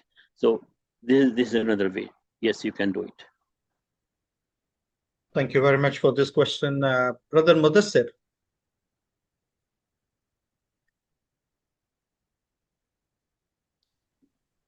Yes, brother. Yes. Yeah, Assalamu alaikum. First of all, thank you so much for all the information shared as part of this forum. This has been really helpful. My question is basically to understand how do we test the water before getting into the water, right? In other words, what could be the early collaboration we can make so that it makes sense for companies to get into local registrations within Saudi Arabia? Could you please repeat your question again? Yeah, I was trying to understand, like, how do I test the water before getting into the water? What I mean by that is, what could be the early collaboration I can make so that it makes sense for me to do a local registration and then establish my firm within Saudi Arabia? Okay. Well, I mean, you know how to test it. You have to do some research, some homework, okay? Whatever the business you want to go into. And so you have to cross it, because nowadays internet, you can just log in and see this sector, what are the factories, or what are the this blah blah, or services and all. Okay, you have to do by yourself the homework, and you should understand about it. Yes, you can get some information if you need special. I mean, information you are not able to get from your research. Okay, that maybe we may help you, but basically you have to do it, and you have to cross check that how you're going to fit in it. I mean, you're doing something back home in India, for example. Okay, you want to have establishment, you want to do something over here also, the same similar business, similar type of work, so, or maybe different work. Okay, so you need feasibility report by yourself, and you have to dig out, you have to understand it, you should know what is the, I mean, atmosphere here to do any business and in that sector, because sometimes there is monopoly. For example, in education, I mean, they need badly. Okay, so you can sell anything you want. Of course, should be good quality, for sure, but you can do it. But that is very important thing which you have to keep in your mind, that I mean, you will do research first, understand it, and then go ahead. All right. Brother if you need Mudassir, some assistance, we can get you. Brother Mudassir, we will add that, you know, the point here is Saudi Arabia has got already a lot of IT solutions. So again, last speakers also mentioned that if there has to be something different, something unique, value addition in the market, if you have something unique proposals, definitely we can add you to some of the collaborators, and you can yourself visit Saudi Arabia. First time, make a visit, understand what is happening in Saudi Arabia, and from there you will get your clues to move forward. Yeah, I think we are crossing our timelines, so please keep your questions on as we move forward. We will definitely take the Syed Muzaffar and Syed sir, definitely we will take your questions after the speaker has completed. Yes, I'm sorry, we'll move for the next speaker is going to be our Dr. Wael Awad. Dr. Wael Awad is the Secretary General for India and Arab countries, Chamber of Commerce. So let's welcome Dr. Wael Awad. And the topic is going to be covering as building bridges, expanding business with the Arab world. Building bridges, expanding business with the Arab world. Thank Dr. you so Wael. much. Assalamu alaikum. Walaikum salam wa Sasrikar. Namaskar. Good evening to everybody. From Delhi, where I reside for the last 4 decades, and my own country I'm a Syrian origin.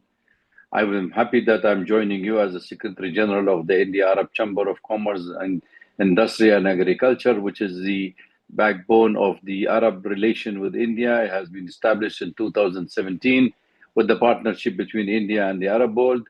And we are now expanding in India. And I thank the SIBEC and SYPA International and Interpreter chambers for inviting me to speak to you on this occasion. In fact, the Arab world, as you know, extended from Maghreb, from Mauritania up to Qatar. So you have 11 countries in the North African state, plus the GCC, which is the led by Saudi Arabia, and you have the Middle East or West Asia, which we call Syria, Lebanon, Jordan, Iraq, and Yemen, and Palestine, of course, not to forget. So all these countries joined together, and we have a big business with opportunity with India, which have been more than a $350 billion bilateral relation. So our job in the chamber is to promote the stories. And I've been listening to the distinguished guests on the panel, which I have been very carefully listening, and I don't want to make it a boring kind of lecture for you people. I feel it is the link between India and the Arab world is a very historic, and we have bonds. And I feel, and I always advocate, that India is a natural partner with the Arabs. It's a natural geopolitically extension into West Asia because of many reasons that India has been playing the major role. And then name it in the food security, oil security, and energy security, and also in the diaspora. We have 9 million Indians living in the Gulf. We have more than 14 million Indians actually visiting annually. We have also more than $70 billion revenue coming to India from the Indian expats living in the Gulf countries. So having said that, I would say that the potential is so much that if we focus in each Arab country, you will see. And luckily, this program was very timely done because I myself is doing a research paper, which is a 3,000 paper of Saudi Arabia post-oil vision 2030. What is Saudi Arabia? So let me focus by talking on Saudi Arabia, the opportunities. And I believe that the Crown Prince Mohammed bin Salman have come up with a very strong vision of seeing Saudi Arabia as a leading state among the Gulf country, wanted to compete not regionally but also globally to take the lead as Saudi Arabia vision of 1 trillion blueprint of economic diversification to enhance it into a hub of a technology of renewable energy project like NEOM, which is $500 billion, and in also the direct investment in India, which Saudi have promised of $100 billion investment into India. So I think all this also big opportunities to find, because not only the sector should be limited to the oil or the petrochemical.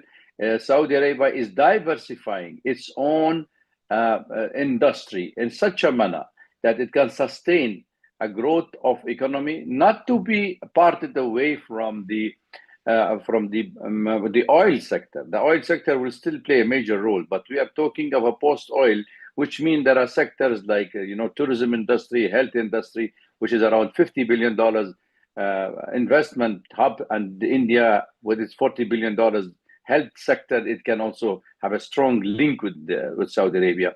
In the agricultural business, it is also a hub for food security. So Saudi Arabia is a big opportunity now for many Indian companies to join hand with us. What we do at the India Arab Chamber of Commerce Industry, I mean, this is one of our main job here, is to build institutional partnership.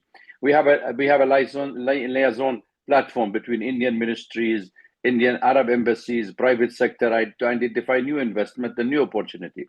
What we do is when we get an investment opportunity in any of the 22 Arab countries, we make a delegations, we take them along with us, and we go to those countries to explore the possibility of investment, either in the AI, artificial intelligence sector, or energy, or also in tourism, health, agriculture, name it, and it is there. So our job is one of to establish this thing, and then we're supporting employment and skill development. This is also very important for us as a vision we are putting in that ICCI is a skill bridge program to train Indian professionals according to their need of economy, especially the renewable energy and smart city like NEOM.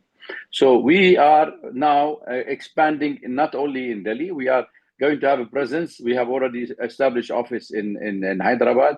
We're going to have in Chennai. We are going to have also in Cochin, Bombay, Ahmedabad, and Delhi. So all these chambers will be looking into how to organize India-Arab Investment Forum and to make it a trade fair focusing. Like we do go for seminars, we make opportunity, we join ventures between Indian startups and sovereignty funds. So all these are a part of our ambition and vision of implementing this kind of work together. Now, we have also noticed in the Saudi Arabia have come up. I don't know if anybody talked about there's no kafalat anymore in Saudi Arabia. That's also a very big opportunities for especially the Indian and the Bangladeshi, Pakistanis who are living in Saudi Arabia. Now they don't need kafalat, that they have to align their work forces with the Saudi link. So this has been abolished, and that's also a good opportunity. Saudi Arabia have started a policy of Saudization, or to make sure that more of the Saudi employ, but nothing to lose heart. You have 13 million foreigners, 13.5 million foreigners living in Saudi Arabia. So there is an increase of opportunities for Saudis, for investment, for big opportunity for Indian investors, especially in the medium and small scale industry, where we are mainly focusing to promote, because our job here is a bridge between India and the Arab world. So this is where we are focusing now. We have plenty of events taking place in Saudi Arabia. We just had one in Medina al-Munawwara. Now we are having one with the UN as well in the coming next month. And there is another one, third. So many things happening in Saudi Arabia that everybody is moving their headquarters from different country to start inside Saudi Arabia. So I think the opportunities, as I says, and as I can see, that Saudi is opening of 100% also investment of very limited taxes that they're taking from the end return, and the leverage period of 10 years of taxable period on, and giving the energy or the gas or the petrol or the electricity in a very low prices. These are all investment friendly environment. And why Saudi Arabia? We say, everybody say, why Saudi Arabia? Why are we talking of Saudi? Why here is Emirates, here is Qatar? Every country, it's unique in its presence, in its reforms, and everybody is competing to make it big, to make it in a big way that to woo the investor. Saudi Arabia, it has many advantages. It's the size, the population growing, the opportunities diversified, and your access also to the rest of the Gulf country, which also a positive point of the FTA, where you can establish your business there and you can expand into the Gulf country. And Africa is too close for you to jump the sea and be in Africa to export all your all your products if the market is, you can't, I mean, if the Saudi market is saturated. So all this is going to be a very helpful way of helping people here. And in the expanding of the employment and non-oil sector have given Saudi lots of confidence, in fact, in Saudi Arabia market, lots of confidence internationally now. If you look at the reading of the World Bank or the other trends we are watching on a roadmap of Saudi Arabia investment sentiment, we realize that it is a dynamic and it is a stable country. It's one of the places where every investor is looking to invest in those countries. And I think with the removing of kafala, it will open lots of doors for Indian to travel again there and make their own, establish their own company in Saudi Arabia, and especially in those who are focusing on IT sector, on the artificial intelligence. These are the issues where Saudi wanted you to come with some innovative things. You know, they love to you come with some innovative idea, put it on the table, sell it to them, and they are ready to take it. They are ready to invest. They are ready to also have a joint venture with you in delivering the good vision of what you have in mind. So I think there is lots of policy. You can take full advantage of it. And how do we see it from the policy implementation and future outlook? Saudi Arabia give you the PIF, also give lots of access to short-term funding, accelerate by financing, reinforcing vision for 2030, transforming structure. You have also the financial market development, which is an introduction of a global CP instrument, contribute to the deeper Saudi capital market, improving liquidity and investor participation. I think you have many sectors to find your bread and butter and to grow up. And I'm sure every investor, like as I say, and I noticed from the delegation we carry with us to Oman, to Saudi Arabia, to Iraq, to Bahrain, to UAE, and to Algeria, to Morocco, everybody looking for a market. India have the capital now. And this Indian having the capital, they're looking for a new market. And I think with the US tariffs imposed on Indian market, there is lots of opportunity to expand and diversify your source of income and your source of prosperity. And I'm sure such kind of a program, we in Delhi, based with the chamber, ready to help in whatever possible that we can help you and help your business to grow. You can be a member, you can get our brochures, you can get our website access to it, you can get everything you want. We will facilitate your embassy facility, because embassy is part of it. We have 8 of the Arab embassies on board. We have Oman, we have Qatar, we have UAE, we have Lebanon, we have the Arab League mission, we have the Moroccan embassy with the Dean of the Arab Corps. We have the Secretary General, the Deputy Secretary General of the Arab League in Cairo. We have the Secretary General of the Trade Union of the Arab World from Beirut, Lebanon. So all these people are on board, and we have 22 Indian companies on one side and 22 representatives of the Arab world in the strength of our global body, of our governing body. So all this has to be a force to reckon with, because top Indian companies are also partner with us in the governing body, and most of the chambers in the Arab world, in the country, respected country, have nominated some of them representative to be on our board. So welcome to these opportunities. Feel free to contact us, and feel free. I'm sure there will be lots of opportunity. Do not lose your heart. Do not lose the, get upset of not being able to get access. There are many ways, either with the Indian diaspora living in Saudi Arabia, or even with the embassy here, or even with our chamber, where we can extend our helping hand to all our friendly Indian. And I wish you all the success in the program and in the sessions that will be coming over. And I'm sure many of our friends will be putting lots of questions, and I'm ready to take any question from anybody. Thank you so much. Thank you very much, Dr. Wael Awad. Wonderful with your experience. There is a lot to learn from you. Let's take a question from Brother Saeed. Yeah.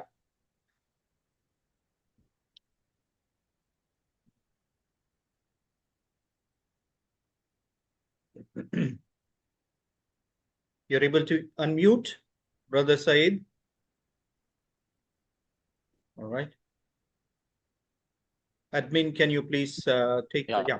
Now it's unmuted. Thank you so much for allowing me to speak something, and I'm glad to have this opportunity to have this forum, and I'm so thankful for Mr. Wael Awad as well. Mashallah, you have given a very very good thoughts, and it just unlocked our mindset to think more beyond our our thoughts and on our plans and all.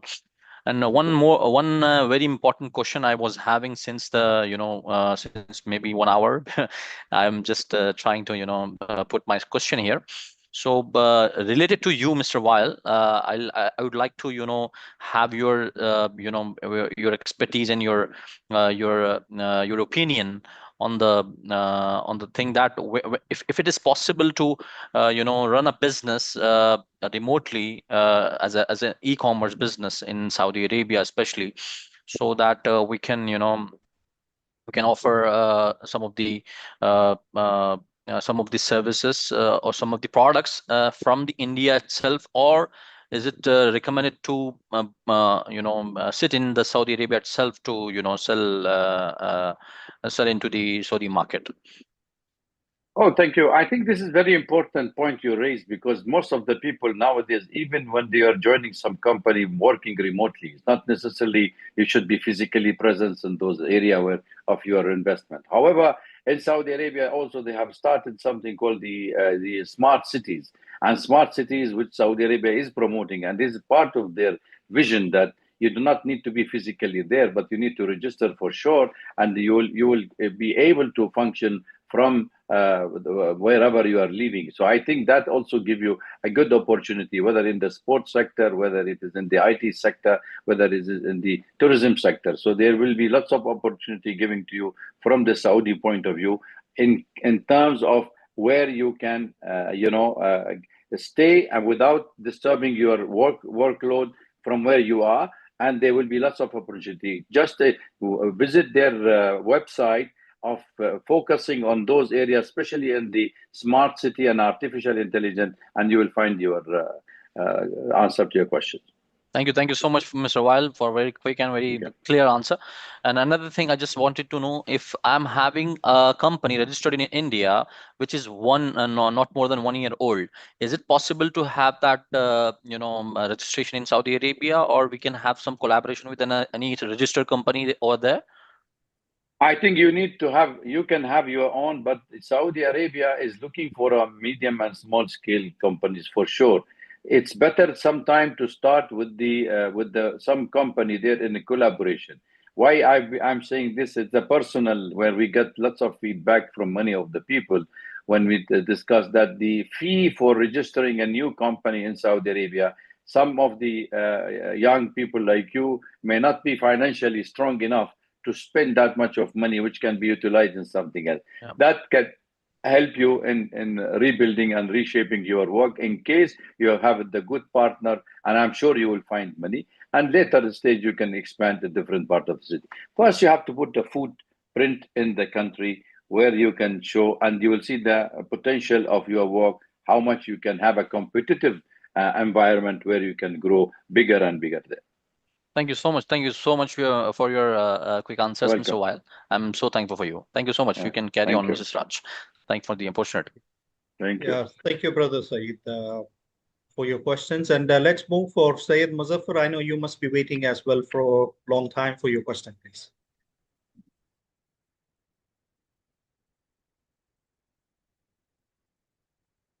Brother Muzaffar needs unmute, please. Yeah, in the meantime, Brother Said, your question was related to e-commerce. This is one area of opportunity. Amazon and Noon are the two prominent platforms in Saudi Arabia. You can definitely come and take the opportunity in e-commerce space. A lot of opportunity. For more details, we will definitely connect with you. In terms of having a company, you need to have a company in India, which is 1 year old and should have audited balance of all your documents. Yeah. Now, Muzaffar, I think you are ready for your question. Thanks for giving me the opportunity. And I was a quick question out of curiosity. Like, I'm a coach. I teach, the subjects of English, AI, and digital marketing. So, according to your experience, how much scope do I have to start a business in Saudi Arabia? I think the scope is high because Saudi Arabia is also supporting small, as I said, entrepreneurships and SME as through funding and regulatory support. These have been already the vision of Saudi Arabia, and they're promoting these business, in fact. So you can have an opportunities of working either through a company or maybe seeking through some establishment within the Saudi government. They will be more than happy to take you and to find a place for you where you can even teach remotely as well. All right. So let's say that if I start a company in Saudi Arabia, so Dr. Awais sir told that we need to have one Saudi, and if we keep one Saudi, we can keep 4 non-Saudi people. So let's say if I need to extend my employees, so do I need to have 5 Saudi to get 20 non-Saudi people? Is that so? How it works? No, I think now they eased the law, especially in terms of how many Saudi this kafalat and all has been removed. That was, you need a warranty, you need some Saudi partner. I think they are now competing within the market, the regional market, that they cannot beat, let's say Saudi Arabia cannot beat Emirates or Bahrain or Oman in their investment opportunities. So therefore, they are reducing, they are giving you more opportunities to run your own business with 100% ownerships.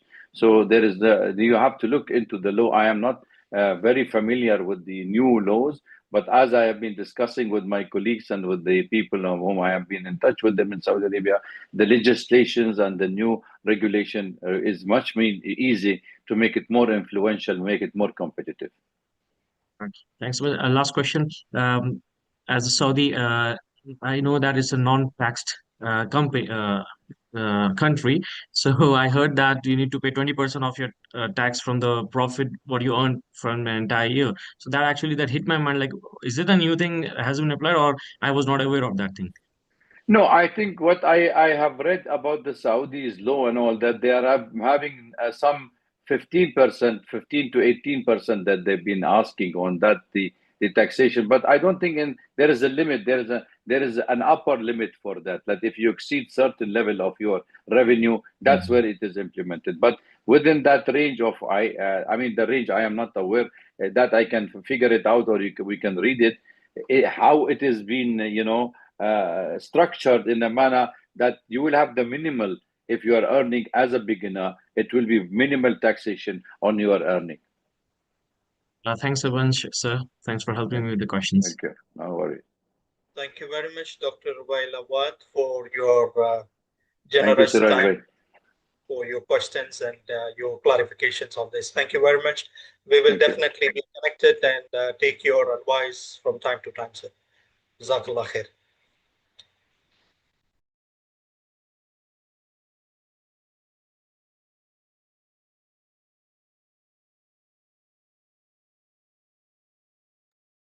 Okay, so we are moving towards one video show. Let's see the video, and then we will move to our next speaker.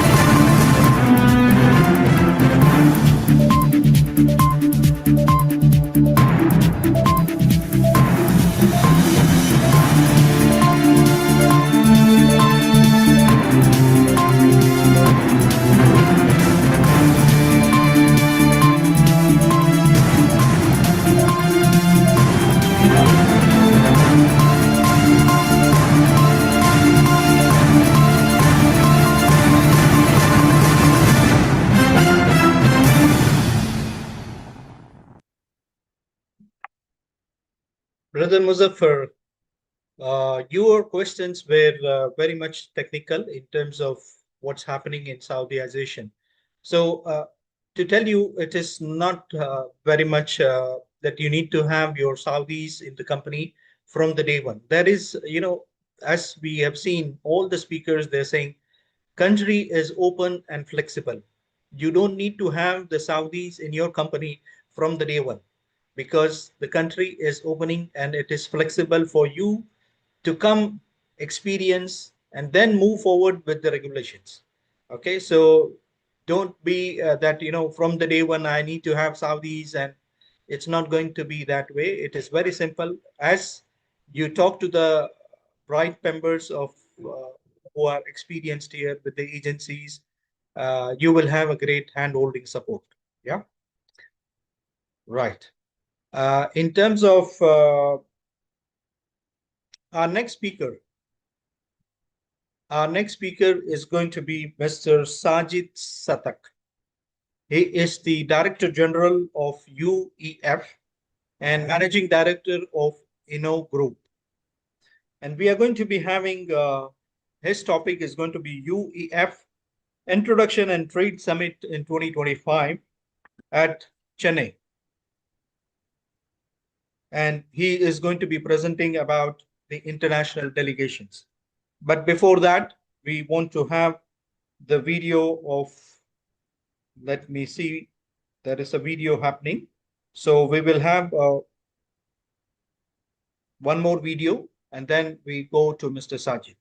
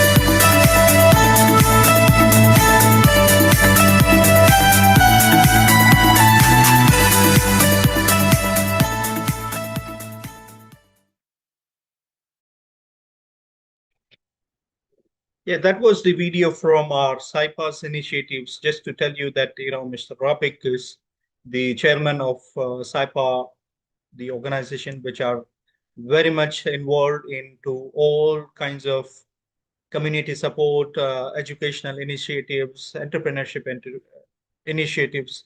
So we are all thankful to SYPA for bringing this platform for all of us to come together for a better opportunities in the Kingdom of Saudi Arabia. Let's move for our next speaker, which is going to be Mr. Sajid. You are available. Yeah, thank you so much, Brother Siraj. And a very good evening and assalamu alaikum to all of you, depending on where you're joining. Some people are joining from the European time zone, I think. So good afternoon to them. So first of all, I wish to thank SYPA and SIBEC and Brother Rabik for giving us this opportunity. So I'm going to be introducing UEF to all of you. UEF, as you see, stands for United Economic Forum. About the trade summit, my colleague Mohammed Ali will continue, after my presentation. So UEF, as some of you may be aware, it's a foundation which was launched by. Can you move to the next slide, please?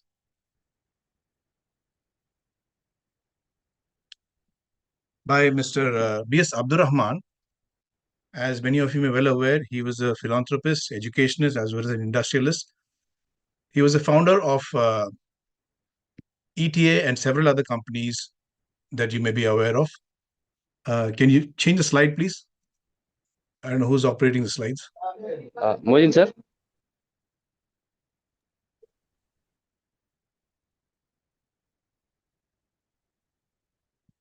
Yes. So coming from a small village in Tamil Nadu, Ramanathapuram district, he went on to establish several businesses, several education institutions, and several social, chambers like the UEF. His idea of bringing UEF, starting UEF, is to unite. Initially, is to start from Tamil Nadu Muslim business people, technocrats, professionals, to come together for the sake of for the development of the community. So he had two basically areas where he was focusing on. One was education, the other one was entrepreneurship development. So it is based on these two, I would say, let's say, points that he wanted to bring the community people together for the sake of the community and developing, helping the entrepreneurs of Tamil Nadu, through his various initiatives and so on. Next slide, please.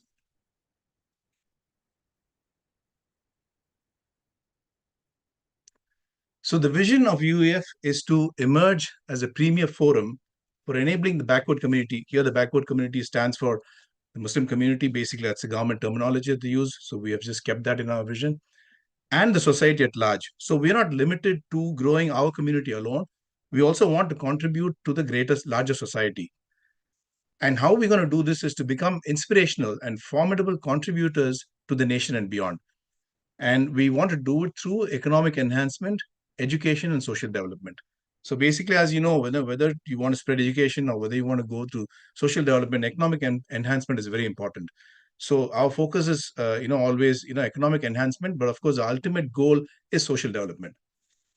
And now, a mission that we have taken up lately, I will explain it to you in the coming slides. This concept called Unnada Tamilagam, basically what we want to do is to put Tamil Nadu on the world map by, let's say, contributing at least a little bit to its growth. And we are looking at, we are forecasting that Tamil Nadu's economy will, given added some impetus, will go to 4 trillion by the year 2047. So how we want to do it is we want to be a catalyst for this economic and social development by bringing together 1,500 like-minded business people. Currently, we have about 500, active members in UEF. We want to grow this number to 1,500 by the year 2047. We still have another 22 years left. And who are the members that we want to get in? First of all, business people, technocrats, professionals in various professions. It could be doctors or engineers. It could be architects, and educational institutions, and other chambers as well. Like, you have SYPA, and like SYPA, there are several other, chambers who are doing excellent good work. So we want to bring together their strengths as well in our journey to enable, entrepreneurial support for existing members, as well as to encourage and mentor budding ones. The next one, please. So this is our methodology. How we want to do it is inspire, by, let's say, chartering a vision and a mission, values, and all that.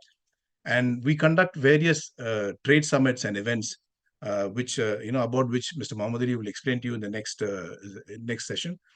And then, through business leaders and 45 educational institution groups. So we have about, in Tamil Nadu alone, Muslim-owned, Muslim-managed educational groups. There are about 45 who we are associated with.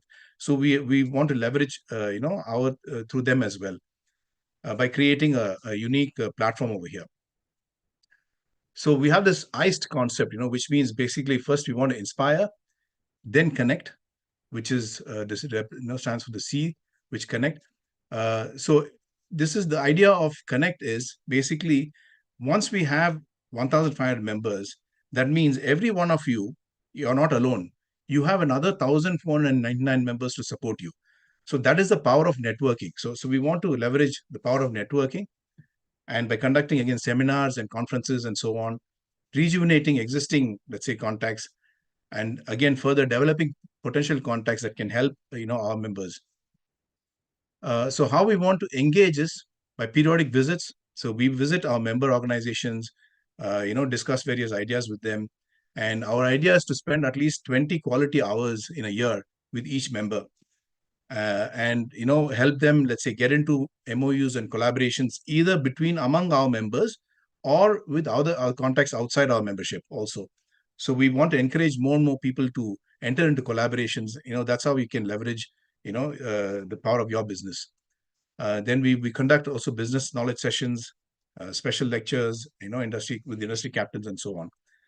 And we plan to deliver this through our Asia. Asia stands for entrepreneurship, startup, innovation, incubation, and acceleration. So these are basically incubation centers that we would like to set up among, in our educational institution, the associate education institutions. So we already have a few running. One of the most successful one being, which is operated in Crescent, called Crescent Innovation Incubation Council, where we have incubated more than 180 startups so far. So you incubate and then you accelerate, using our contacts, our network of investors and so on. So similar incubation and innovation incubation councils we want to set up in our member organization, other member education institutions. As you know, the future generation of entrepreneurs, in our community, they are going to come from our educational institutions only. I think gone are the days when we were dependent on the, just by trading and so on. We need to look at our generation, our next generation, coming up with new innovations and scaling them up and moving up to the global level. That's the idea of, let's say, having this policy of entrepreneurship, startup, innovation, incubation, and acceleration. We also offer various business consultancies for our members, advisory and facilitation. And of course, we want to adhere to the ESG norms, the UN Sustainable Development Goal norms, so that, we can have, all of us can have a sustainable business as well as a sustainable, economy. That's the whole idea. So here we want to create a value addition of $67.5 billion. I will explain to you how we're going to do it. It may sound like a large number and all that, but if you actually look at it, it is definitely achievable. Can you move on to the next slide, please?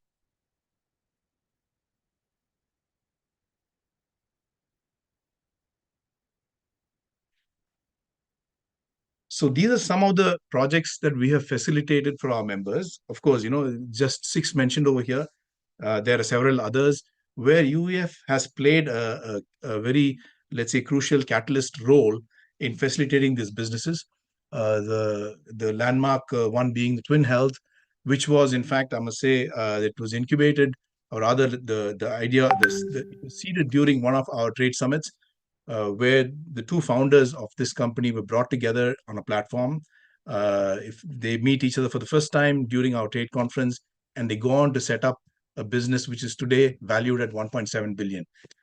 You can you can go to the website to take a look at what they do. Likewise, we facilitated Urbe Sumit, which is basically the solid waste management service provider for the Chennai city. SIS is again a large township project, which I co-founded, and also Brother Muhammad Ali.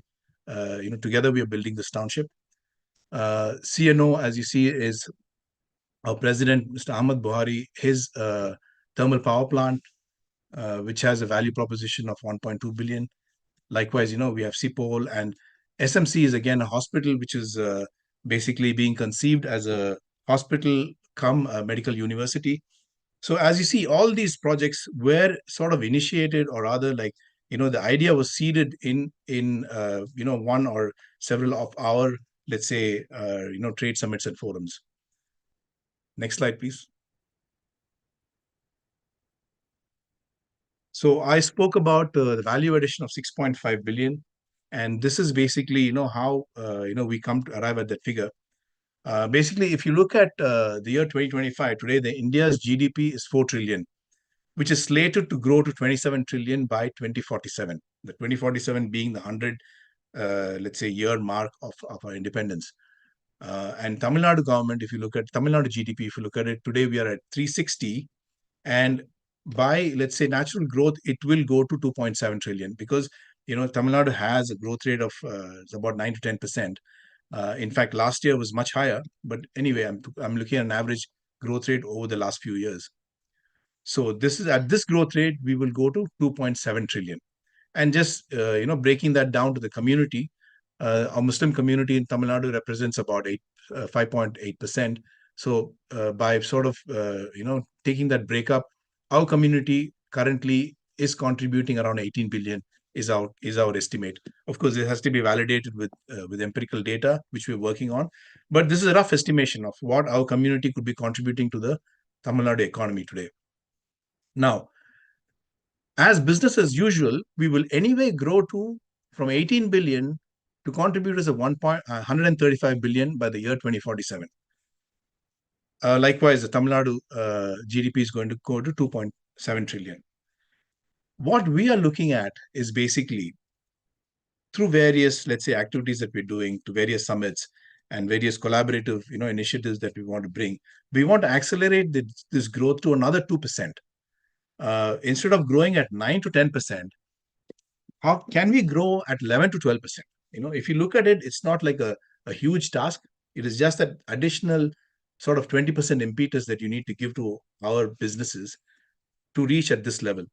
So UEF is, the idea is to inspire our members as well as the community or the larger community to, to grow at a slightly higher level than an average, average business. That's the whole idea of this, by various, as I mentioned, various forms of engagement and so on. The next slide, please. So the same slide that you saw is, taking from that, 67.5 billion, we're saying that, okay, maybe this task is not easily done by a few people. We need an entire community, let's say, state to collaborate with us. So that's the whole idea. If you look at it, if we have, it could be done, in these various, let's say, levels of various layers, of the pyramid over here.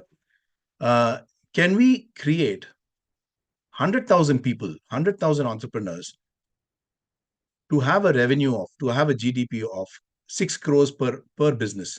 Basically, can we have from our community 100,000 people doing a business of 6 crores per year? I think it's definitely doable.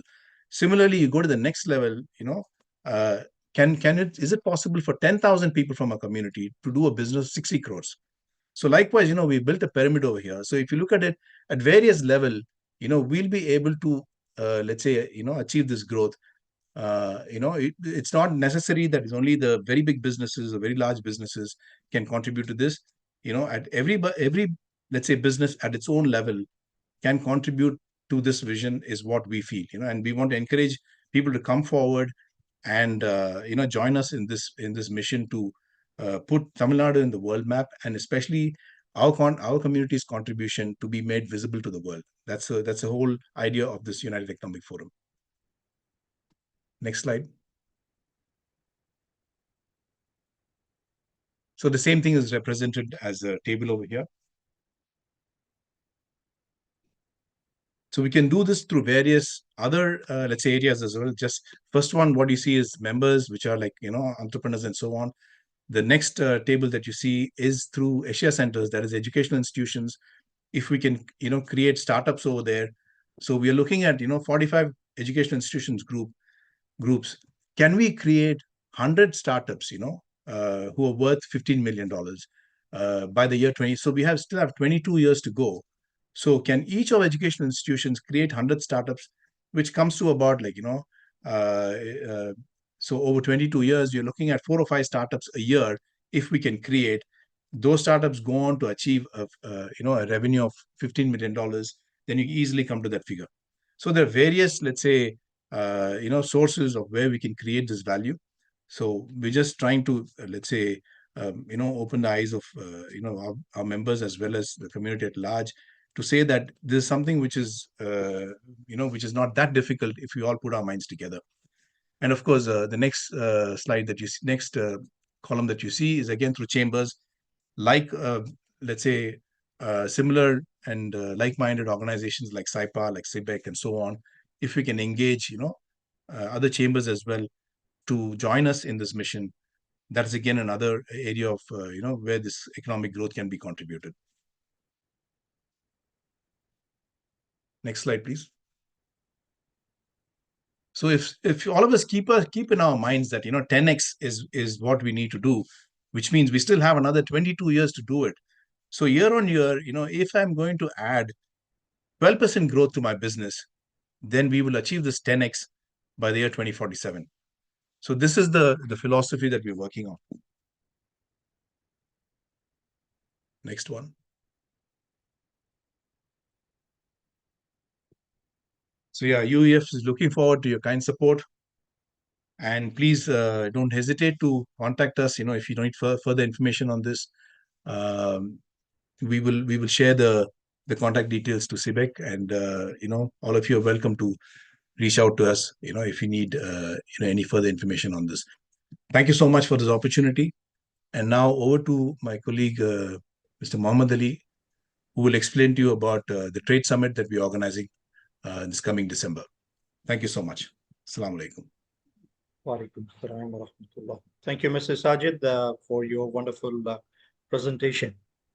And I'm glad I'm product of Crescent Residential School.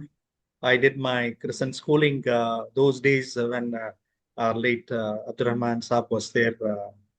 Mashallah, tabarakallah. Very good to see you. Over to Brother Muhammad Ali.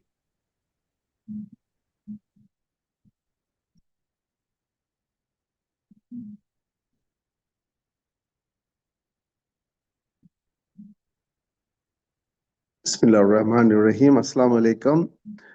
Thank you, Mr. Sajid, for the wonderful presentation. Now, with all these views, with all the goals what we have in UEF, how are we going to achieve this? And moreover, you all know that India is poised for a big economy, and Tamil Nadu especially, is on the forefront. Now, the coming years, we have so much opportunity here for us to grow, but we have to get ready for all these things. How do we have to get ready? We have to come together, share knowledge, get expertise from our own community, so that we can come together and then achieve these goals. So how are we going to achieve this? Is like conducting summits like this. So we have planned for a trade summit during December 12th, 13th, and 14th of this year at Chennai Trade Center in Chennai. Now, UEF has conducted similar trade summits during 2015, 2017, 2020, and also like one in 2018 that was an international summit. Now we have we are planning to have the trade summit during 2025, December 12th, 13th, and 14th. So, friends, like you all know, Chennai, in Tamil Nadu, the current GDP is around 400 billion. Now, by 2030, it is going to grow to 1 trillion. So, whatever we have done till now from the independence is only 400 billion. And the next 5 years, we have to touch 1 trillion, which is doable. And as UEF is focusing, we have to do 4 trillion till 2047. Now, so to get equipped, we have series of sessions on different aspects to focus this big economy. It's not only it's a big economy. We want to do a good economy. So we are planning to have sessions on different fields, different areas, but we have to do this economy with ethics, transparency, honesty, and whatever we do, it has to be kind of a Sharia compliant. So this, taking this on focus, there are a lot of speakers we have organized. The entire team is working towards it. Now, how is it going to be benefited with doing business in Saudi Arabia? This particular summit, what you are conducting is not opportunities in Saudi Arabia. Now, when we have so much of potential here, people from here can collaborate with Saudi companies or can do trades in Saudi Arabia, or do exports trading, or share knowledge, and then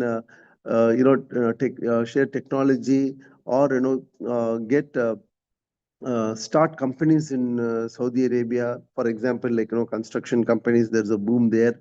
So our builders here, we have a lot of real estate developers from our community in Tamil Nadu. So we can also focus.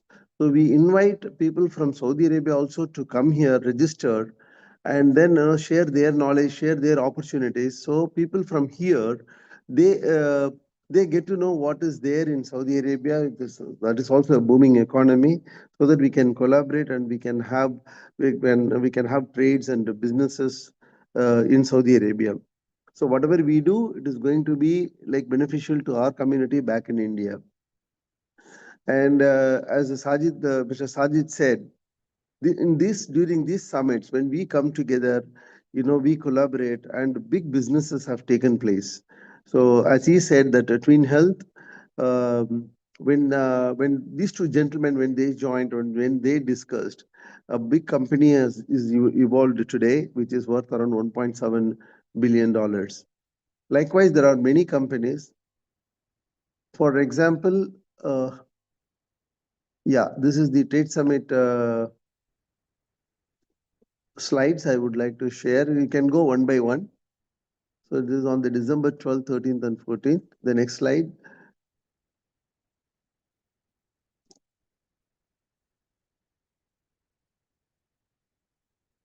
So as I told you, there are 4 major events we have conducted. Like one during 2015 EF Trade Summit, and 2017, and EF World Economic Summit, that's on 2018 in Malaysia, and UEF World Summit Online 2020, where around 13,000 people had registered. Next.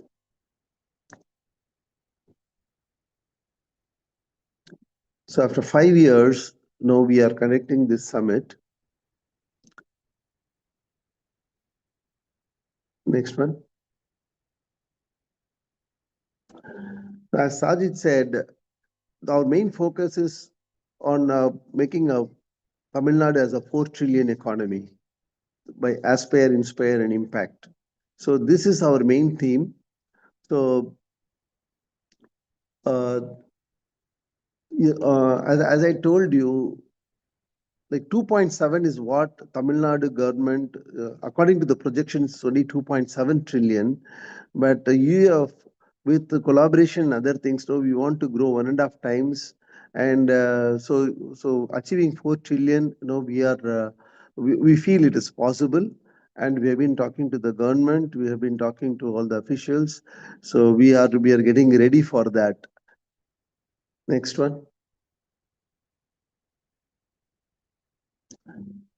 So we request everyone to join, register, those who are in Saudi Arabia, those who are here, those who are all registered in this forum, to register to this summit and get benefited. So there are 2 ways of doing it. One, when we register, either people by seeing our businesses, and when we talk to them, they get inspired, and the other side is we get inspired by talking to people, successful people, or by talking to people who are doing different kind of business. So this is how we have to grow, and we have to support each other. So my request everyone to join, and you can always contact our UEF office, and we'll be circulating the registration forms through online. So I request you all to join and make this summit as a big success, because this is all we are doing for the community. So what we are going to finally achieve is we may say like it's a 4 trillion economy and things like that. But what is the main goal? The main goal is, see, we want to bring the wealth gap between the urban and the rural. The urban wealth and the rural wealth, there's a big difference. Rich are very rich and poor are very poor. So when we do this kind of summit, when we invite people from all across the state, and when we support them, so small business also will grow. So the wealth gap between the urban and the rural, when it comes closer, when it becomes equal, that is when we can call our nation as a developed nation. So that's the main idea. So we are all working towards this. We need your support. If you have any questions, you can ask me. Thank you. Thank you very much, Jazakallah khair, Mr. Muhammad Ali, for your wonderful presentation and the opportunity to connect in the month of December. We have one question from Brother Wasim Karim. Yep.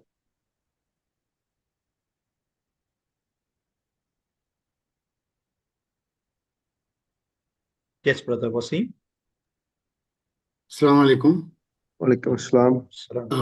Nice hearing to you and the previous speaker as well. I'm very happy that such a platform does exist. I'm based out of Bangalore. I come with 23 years of experience in retail industry and currently a retail consultant and a coach. I wanted to know how I can be of some help and also collaboration with you guys. Being based out of Bangalore, how can I be? And I would love to visit uh,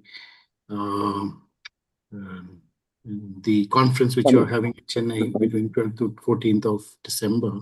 Yeah. Yeah, just wanted to understand that. I do know Rabik Bhai personally. I will also coordinate with him. Yeah. See, the first thing is like, getting yourself registered and coming to the summit itself is a big strength for us. When you come, when you collaborate, when you talk to people, and when you hear people, I'm not talking about the expert speakers. Okay, I'm talking about the other public, who are going to attend this function. That kind of interaction itself is a big strength to everyone. One is to you and also to others. But apart from that, if you really want to participate in the organization itself, you're always welcome. You can become a member of UF also, and you can participate. There is a committee. Of course, we have now another 50 odd days to go, so that is also possible. Um, you're always welcome. You can contact us. Through Rabik Bhai, you can take our contacts. Thanks a lot. Jazakallah. Yes, we will take a question from Brother Omar.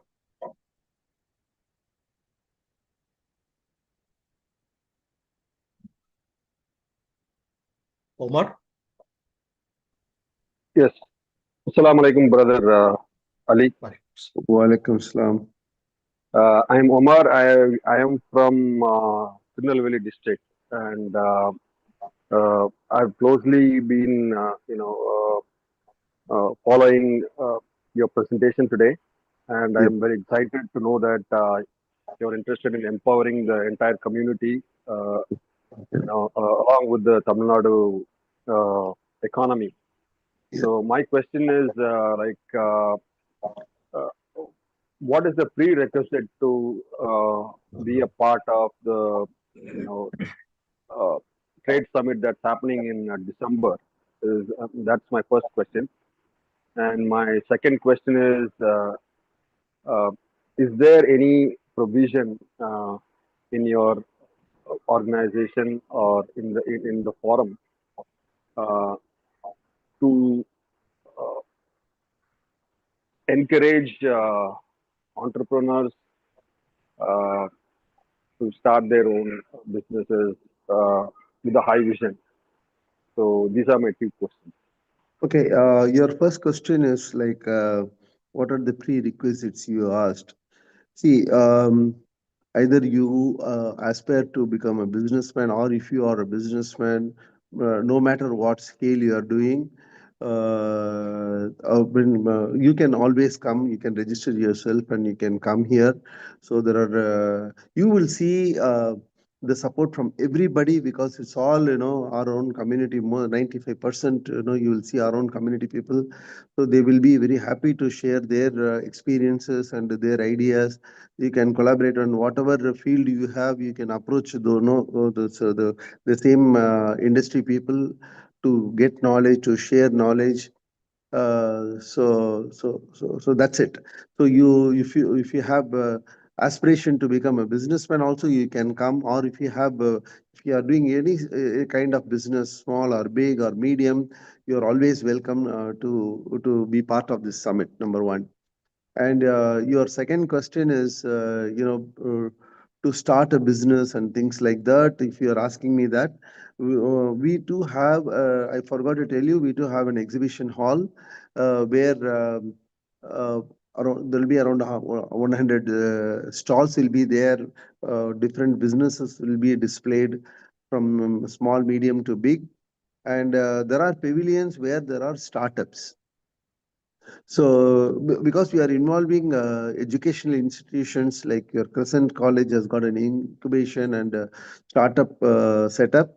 Likewise, there are more institutions. They will have their own pavilions with startup stalls. And so by visiting itself, it's, you will get inspired. You'll get inspired, and when you interact with them, you may come across, with people, who want to invest in new businesses. And you can also expect seed capital from people, if you really have some good ideas. There's a big opportunity. So I used to tell people, like, there are a lot of opportunities around. Our alertness to strike that opportunity is the time of success. So that is what, people call it as luck.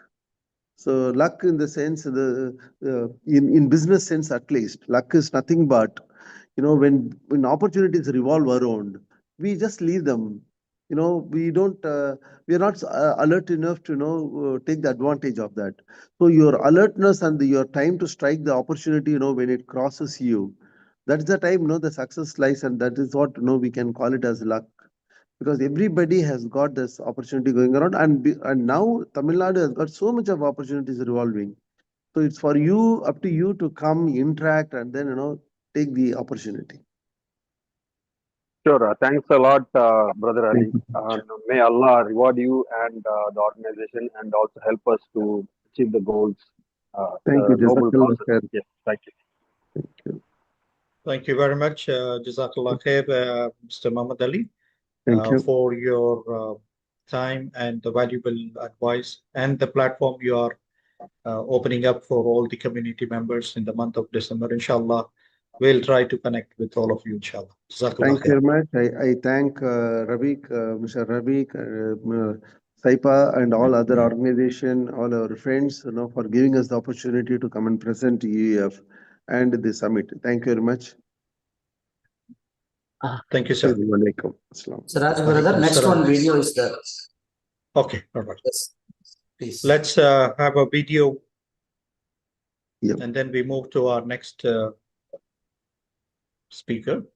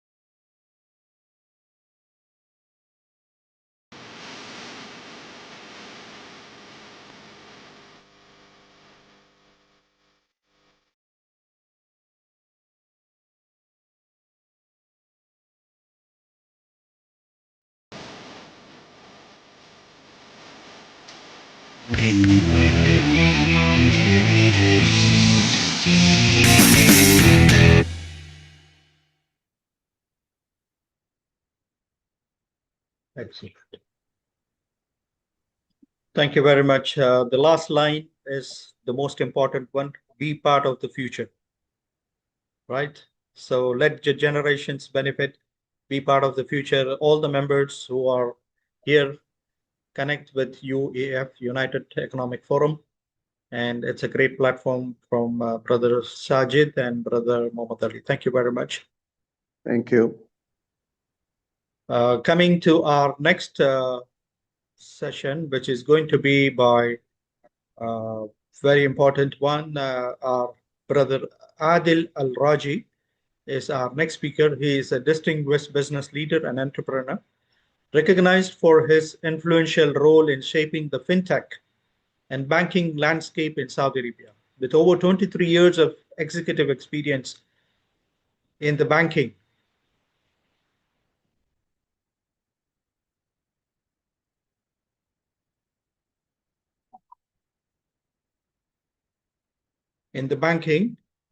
Mr. Raji also holds a bachelor's degree in information systems from South University. Let me pause here.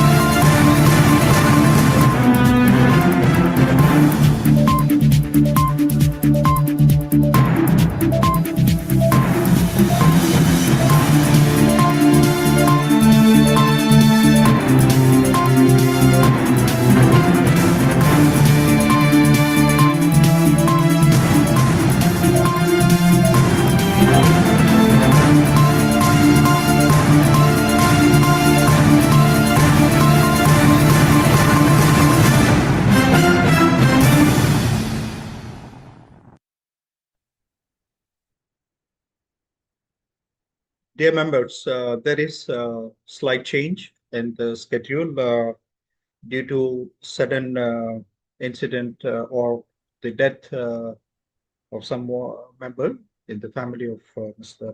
Adil Raji. He is going to be joining us tomorrow, and let's move for our next speaker. In the slot, we have Mr. Abubakar Safiullah. Abubakar Safiullah is chairman and founder of Life Care Medical Center Quality Care Trading Company, Enoch Al Arabia Medical Company. Let's give a big round of applause and welcome Mr. Abubakar Safiullah. Assalamu alaikum. Audible? Salam. Yes. It's audible. How are you, Mr. Abubakar? Hope you remember. Fine, alhamdulillah. Thank you. Jazakallah khair. Yes, sir. Please. Assalamu alaikum warahmatullahi wabarakatuh. Everybody, good evening. First of all, I want to say thanks for Mr. Sirajbhai, as well as the organization is arranged by SWI and SYPA. My role is now come to the after Mr. Abdul Bari, what he informed to us, Mr. Abdul Bari, regarding the SAGIA and MISA rules and regulations. Afterward, I will be continuing the things in details. Little bit. Then what is the opportunity in Saudi Arabia? Also, I'm going to share my knowledge. Past 25 years in Saudi Arabia, I'm doing in SAGIA business, come through MISA license, doing health sector as well as trading also. First of all, I want to inform that this evening, everybody is waiting for us. How can get the opportunity in Saudi Arabia, get into the win-win situation for the being a part of Saudi Arabia as a investor visa license holders. I hope that everybody is win-win situation in the future. Inshallah, I give a small brief regarding the visa license. We can get within 2 or 3 days, according to your sector. If you have existing company, or other than Saudi Arabia, you have any country, you have companies, minimum 1 year, the company is working well. The balance sheet as the CA certification, you can easily enter in Saudi Arabia, getting the visa license. After that, the normal format is for the GOSI and the HIDS and JACA and the bank statement. It is one part of license formalities. After that, you will be get the middleware between the government sector and your technical partner, like your KUA, KIM, and the Mudda. We want to pay for this one, get into facilities to all type of your employee management, your GOSI management, your insurance management, everything. That is small part. That part we want to pay. Even the payment also is small payment. Apart from this one, there is the license category is there. Service category, and trading category and management category and industrial category. So now everybody is giving the almost Mr. Abdul Bari is given all details, but I'm going to a small part of that other than the details in details. That industrial area, if you want to make any product and you want to make any establishment in manufacturing company in Saudi Arabia, you will get any overhead cost very less. So from this year onward, you will be getting maybe 15 to 20 years. In Saudi Arabia is looking huge investment as well as technical partner and unique idea peoples that right now Saudi Arabia is looking. There is big opportunities available in Saudi Arabia. For example, if you will get one license, MISA license. After that, individually, you will get, for example, you want to make a logistic company. You want to get a special license, that license called it TGA. So you want to get any TGA approval. Because of that one, you will be arranged some special document. What is your experience? What is your idea? What is your position report? Will be submitted to particular department, you will get. Like healthcare, if you want to get any hospital or polyclinic or a daycare center or unique clinic also, and catering level, whatever, you will be get that hospital, you will be get a special license from MOH. If you want cyber security or software development or any type of web-based applications, will be get NCA. So NCA, how will you give the certificate? If any special organization, SFTA, NCA, TGA, all the people, you want to complete your existing experience and approvals of your country, or if you have experience, everything you want to be submit the position report, the document, you'll get that certificate. Then only you can run the business in Saudi Arabia. So people, they can think easy to access in Saudi Arabia. Yes, easy to access. How we can manage the cost, overhead cost. That is very important. So easy to enter Saudi Arabia, and parallelly the businessman, if you want to get the business profit and win-win situation, will be go each point of level of your overhead cost. The cost is become one Saudi. Because the Saudi Arabia is giving the open opportunity for all the countries, so they also grow win-win situation. We also grow. So while they want to grow the level, they're giving any 30% of solutions. You want to fulfill this one also. For example, you want to give the Saudi nationals an opportunity to work with you, and they also have a lot of technology. They also have a lot of investment plan. Will be get together with them, we can grow. For example, if you go high level of professional business like Wipro, Infosys, of TCS, they will get already a lot of investment. They can easily to access. But middle level of the investors, okay, they will be get little bit locally ideas, and they will be making any local partnership also. Some of the company getting local partnership. So in this case, that is the opportunity also in local government also is giving a lot of support, even though some of the sectors there is investment also available. Like agriculture, there is a lot of investment is there. The government is looking for the clearly is a good level of agriculture. Also, the government is looking in industrial area, any unique product or Saudi made in Saudi Arabia. They're looking a lot of industrial area. That's why they're giving the overhead cost in Saudi Arabia industrial area. If one employs just 650 years, that means nothing, only 10,000 Indian rupees or less than $200. You can get 1 year, they can stay, they can work at the laborers can work. The same time, if you want to open hospitals, okay, health sector, service sector, you will be pay for the overhead cost one resource, like your doctors, like the nurse, you should pay minimum 12,000 riyal per year. Apart from this one, you want maintenance for the salvation also. So You want to decide before you enter in this, you are in Saudi Arabia business level, which sector you are focusing, what is the overhead cost, will be take one by one and arrange, then only you will be come inside. Also, if some special case, you should communicate with any legal advisor, as well. So some of our group of people also running the consultancy, can make consultant with them. Also, someone asking here, the consultancy, I can make it here. Yes, it's under service activity. We can make any consultancy form also here, easy. Also the industrial area. Because the service activity license, you will get any two licenses together. You can make industrial also and the service activity also, as well as, and consultancy, under service category. Suppose if you want to make any type of trading, someone asking any e-commerce, some trading, export, import, you should take a trade license. The trade license is not very easy to enter in Saudi Arabia. You should give any minimum 27 million your version report by budget. For the last existing your country, which country you are running the trading license, trading work, you should submit here. But there is now this year, little bit, the government is giving a small chance to easy to access for the general trading license also. That license, if you make some Saudi partner, a JV, if you make it, the investment capital, you can make any minimum. It's 20 million, you can for that minimum, or 18 million, you can possible also. Also, it's now next year is going to reduce some of the capital amount.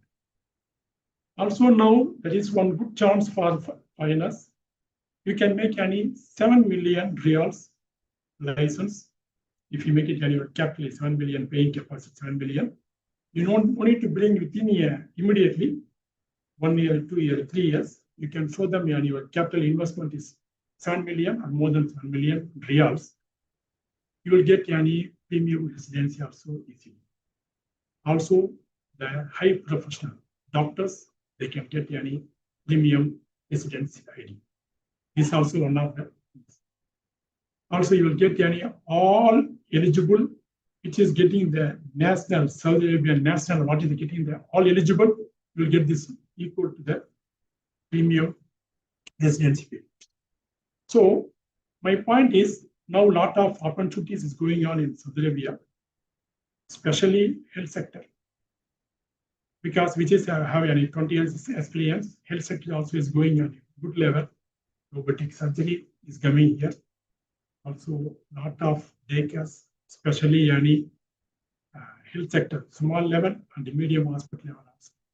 Many of people is looking because of that 2030 vision is big level. Lot of foreigners is occupying in Saudi Arabia, so the health sector is also one of them. Second, the industrial area, the people are also looking now regarding the recycling.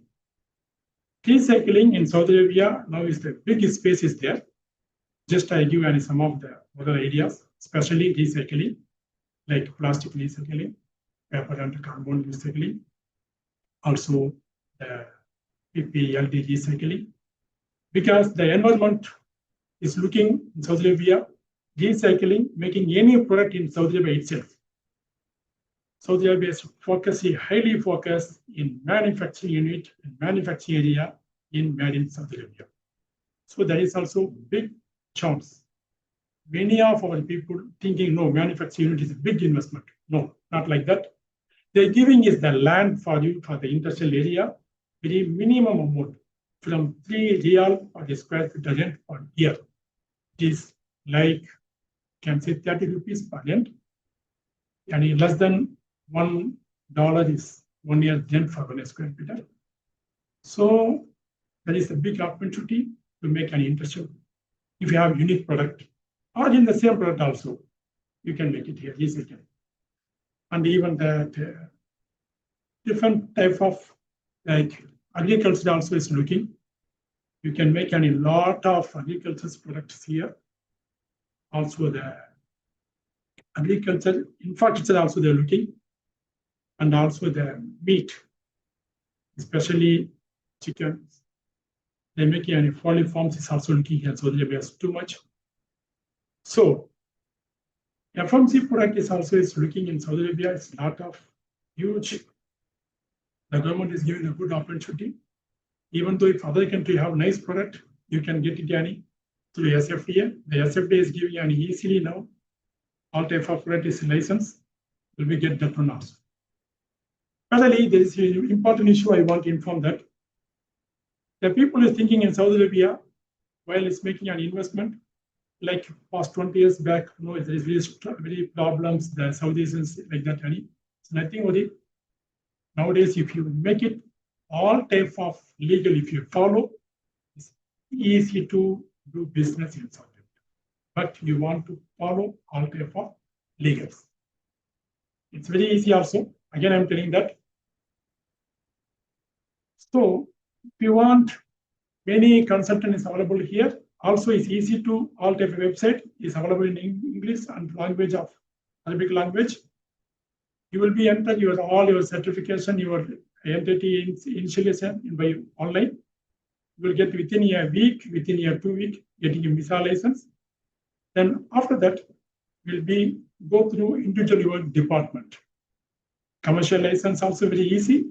The payment is very less. It's 4,000 Riyal only, like $1,000 per year. So I think many of people used to join and invest in Saudi Arabia, even small scale and medium scale and high scale also. The government is giving support too much. 2030 vision and 2034 vision also is there. But really, it's a good time to investment in Saudi Arabia. Lot of organizations supporting to you. Please take the things with you. And thanks for this opportunity that SYPA teams and the SIBEC, the people are giving a good chance for me this one to discuss the things. Thanks for Jazakallah. Also, I want to say that thanks for chief guest. Today is being present is the first time. Thanks for the chief guest also. Assalamu alaikum wa rahmatullahi wa barakatuh. Jazakallah. Wa alaikum salam wa rahmatullahi. If you want any question regarding the detail of the cost, overhead cost, any cost, please ask me the question, I give the reply. The overhead cost is very important for the businessman because when they control in the cost, then only we can get the benefit in the situation. Please, any question? Yes, we will take few questions. We will take 2 questions now. Mohammed Siddiqui, coming to you, yes. Mr. Mustafa, please. We will come to you. Mohammed Siddiqui, you can ask your question. Yes.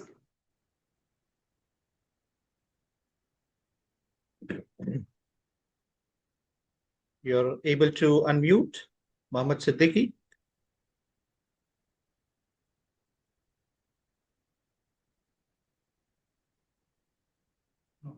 Admin, please, can you provide an unmute for Mr. Mohammed Siddiqui? Yes, sir. You can able to speak. Yes, please. Yes, please. Assalamu alaikum wa rahmatullah. Alaikum salam. How are you? Alhamdulillah, brother. Yes, please. Yeah. Just my question is currently I'm residing in Saudi Arabia. So I was just exploring for the new business opportunity. But what I am listening from last 2-3 hours, that we don't need any local Saudi or something for the small scale business, not the MISA, because for the MISA we have a condition that we need to have one company outside of Saudi Arabia with conditions to have a big good balance sheet. But just now from Mr. Owais and other things that just I listened that they mentioned the point that we don't need local Saudi because of the kafala system. Is it practical? Yes, it's practical. Kafala system is something different. The local Saudi partner is something different. Okay. If you have small company in any country, 1 year the old company, you can apply. Okay. You can apply the service category, immediately you will get the license. According to your business is trading or the service category? I'm looking for the hoteling, hotels. Hotel, restaurant, or the service, hotels. Restaurant, Okay, restaurant. It is under service category. Okay. no need any partnership, but you will be assigning the one Saudi under your company for the PRO level, any type of, because of Saudi-Asian 30%, you will be maintain the local nationals. You got my point? So there is not your partner. They will not your partner. You are a single owner company. In your company, you'll be assigning one Saudi only. That's all. You can run No, the but business. all the CR and bank account, everything on his name. So tomorrow, No, under your name, under 100% your name only. No, if you are saying if I registered in the MISA, if I'm not registered in the MISA, it will be under him. Of course, yes, I don't want to go with the illegal. MISA. Yeah. That is JV. It is illegal and JV. Okay, you have the small company. He come with you the partnership. That is a different thing. Okay. No. I'm talking about the local. Okay. Yes. Brother Mohammed Siddiq, we have less time because we have many questions. You can connect with us separately, and we will get back to you on this. Okay, this is a completely technical question. Let's move to our. Let's move to Brother Mustafa. Thank you. Welcome. Brother Mustafa. Yeah, Assalamu alaikum. Actually, I have two questions. I am from India, Hyderabad. My wife is a doctor. She is pathologist, and I am into a trading. Okay. Yeah, so we want to can we start a business in pathology service sector, and can we do a trading business also? Yeah. First of all, you have any company in India? Yes, I have company in India. One is a manufacturing company which is from 5 years old, and I just registered for trading like import export. Okay.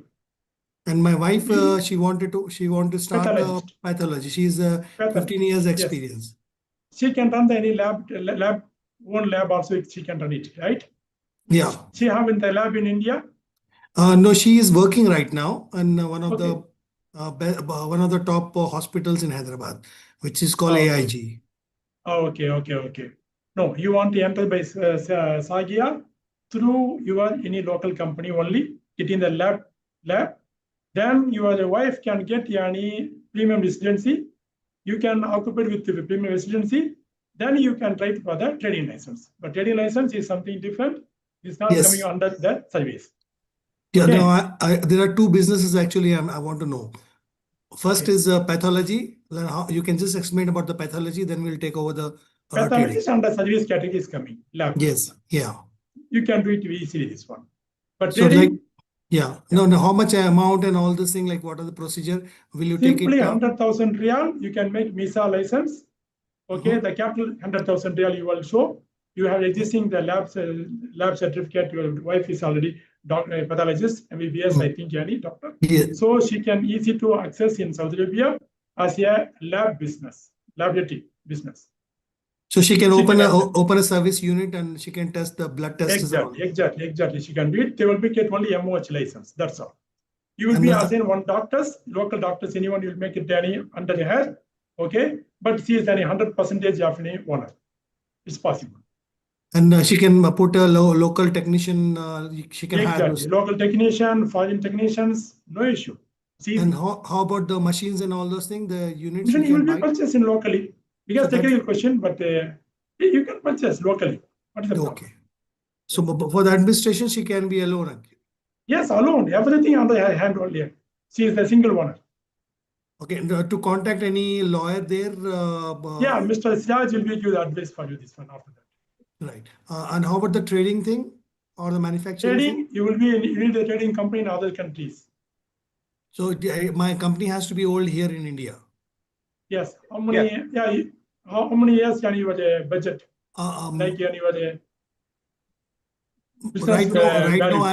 right now my turnover could be 1 CR per month.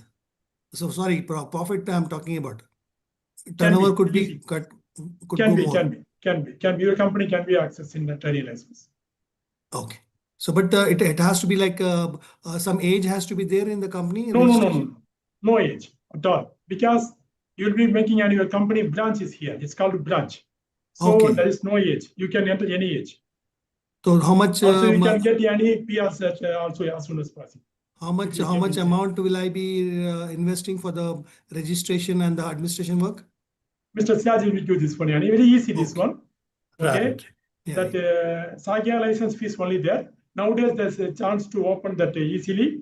There is no fees. Later on, they will apply the fees. Maximum 62,000 real per year. It will be, and can we have charge will be there. Yeah. Can we have a virtual office for the numbers and all the this? system also opening up. Yes, available. Okay. Yes, so that's good. Yes, see, thank you very much. Thank you, Mr. Mustafa. Again, let's not get into details, because if we get into details, it will take hours. And we have our last speaker, because our last speaker time is 7:50 Saudi time. So we are already touching 7:51 now. So let's call upon our next speaker, which is again, mashallah, tabarakallah, we have Brother Abdurrahman bin Mukhtar Al-Harbi. And he is the CEO of Abdurrahman bin Mukhtar Law Firm and Legal Consultants. He is also a lawyer and academic lecturer at University of Business and Technology, which we call usually UBT, University in Jeddah. And he is also academic lecturer in this prestigious university. Let's call upon Brother Abdurrahman to address on the topic investment opportunities and process in Kingdom of Saudi Arabia. Brother Abdurrahman.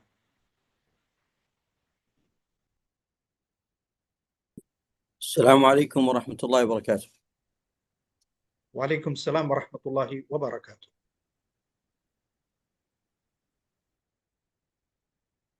I need my brother. Yes, sir. We are going to check. Admin, is the presentation file ready for Mr. Abdurrahman? My brother, I need, inshallah, I want to speak Arabic. Inshallah, okay. Not make problem for you. Okay. You can mix both English and Arabic, because majority of them are non-Arabic speakers. I'm miskin English language, miskin أنا. We leave it to you, whichever comfortable you are in. We will try to translate it, inshallah. Inshallah. بسم الله والحمد لله والصلاة والسلام على رسول الله وعلى آله وصحبه وله. رب اشرح لي صدري ويسر لي أمري واحلل عقدة من لساني يفقهوا قولي. I'm leaving Medina, not Jeddah. Just work at university 2 times at university at 1 week. Work Jeddah, teacher at university for technology and business at Jeddah. Name UBT University. السيدات والسادة، أسعد الله أوقاتكم بكل خير، وشرفنا أن أكون بينكم اليوم. أنا عبد الرحمن بن مذكر الحربي، رئيس التنفيذي لشركة عبد الرحمن بن مذكر والاستشارات القانونية، ومحامٍ ومستشار قانوني ومحاضر أكاديمي في جامعة الأعمال والتكنولوجيا بجدة. حديثي اليوم سيكون حول موضوع بالغ الأهمية محليا وعالميا، وهي فرص الاستثمار والإجراءات القانونية في المملكة العربية السعودية. الرؤية والإطار القانوني. تحت مظلة رؤية المملكة 2030 أطلقت المملكة العربية السعودية إصلاحات جذرية تهدف إلى تنويع الاقتصاد وتهيئة بيئة استثمارية جاذبة، وقد تطور النظام القانوني بشكل كبير ليتماشى مع المعايير الدولية ويضمن الشفافية وحماية المستثمر وسهولة ممارسة الأعمال. الدخول القانوني للمستثمرين. أصبح بإمكان المستثمر الأجنبي امتلاك شركات بنسبة 100% في كثير من القطاعات، وإصدار التراخيص MISA، وتتولى وزارة الاستثمار، كما تتيح منصات مثل ميراث تسجيل إجراءات إلكترونيا. أبرز القطاعات الاستثمارية تتيح المملكة فرصا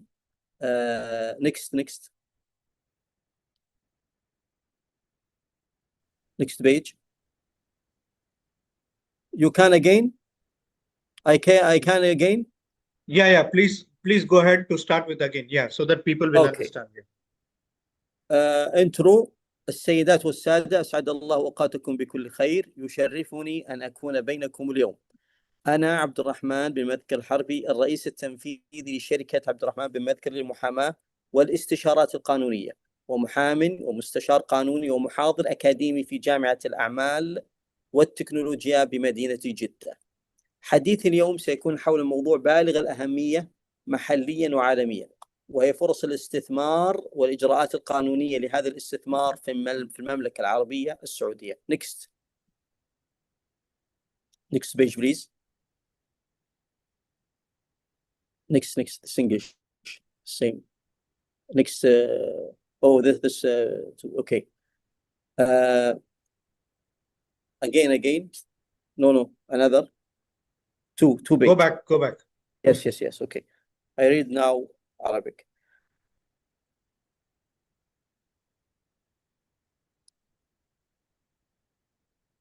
الرؤية والإطار القانوني. تحت مظلة رؤية المملكة 2030 أطلقت المملكة العربية السعودية إصلاحات جذرية تهدف إلى تنويع الاقتصاد وتهيئة بيئة استثمارية جاذبة. وقد تطور النظام القانوني بشكل كبير ليتماشى مع المعايير الدولية ويضمن الشفافية وحماية المستثمر وسهولة ممارسة الأعمال. Next please. الدخول القانوني. Next Arabic. Okay.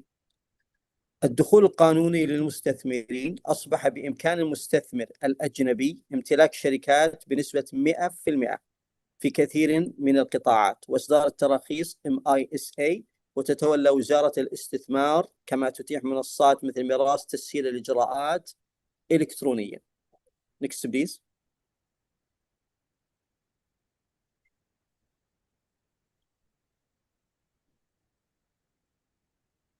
My brother, next.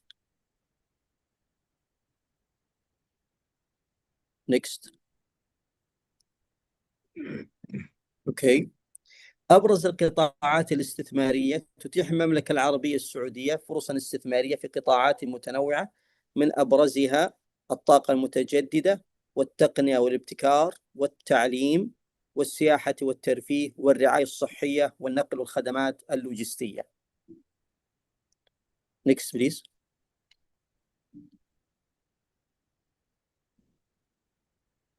Next. Okay. تسوية المنازعات وحماية المستثمر. يقدم النظام القانوني السعودي اليوم محاكم تجارية متخصصة، حماية للملكية الفكرية، كل ذلك يوفر الثقة للمستثمر المحلي والدولي، اتفاقيات ثنائية لحماية الاستثمار الأجنبي، وآليات تحكيم فعالة. Next please. كلمة ختامية. Next. ختاما، المملكة العربية السعودية لا تفتح أبوابها فقط، بل تتنافس عالميا على جذب الاستثمار، ومع وجود استراتيجية قانونية مناسبة يمكن للمستثمر الاستفادة من فرص ضخمة وتقليل المخاطر. وبصفتي مستشارا قانونيا أنصح دائما بأهمية الدراسة القانونية المبسطة وصياغة العقود بوضوح وفهم البيئة التنظيمية المحلية. شكرا لحسن استماعكم، وأرحب بأي استفسار أو نقاشات إضافية. Thank you my brother. Thank you very much, Mr. Abdurrahman, for your presentation. And mashallah, you are covering the legal aspect. If you want to take many questions, if you are okay to get in English and then give the answer in English, inshallah. Inshallah. You can send me يعني ترجمة for Arabic. Okay. Inshallah, I call answer. طيب, okay. Any question from, let's take question from Brother Adam.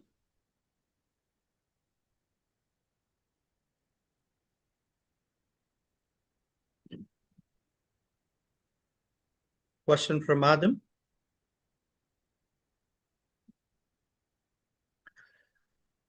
So until the question comes in from Adam, to tell you in summary of Mr. Abdurrahman's presentation, he is mentioning that there are a lot of opportunities in many sectors. Legally, you can apply through MISA and the platform like Mirage.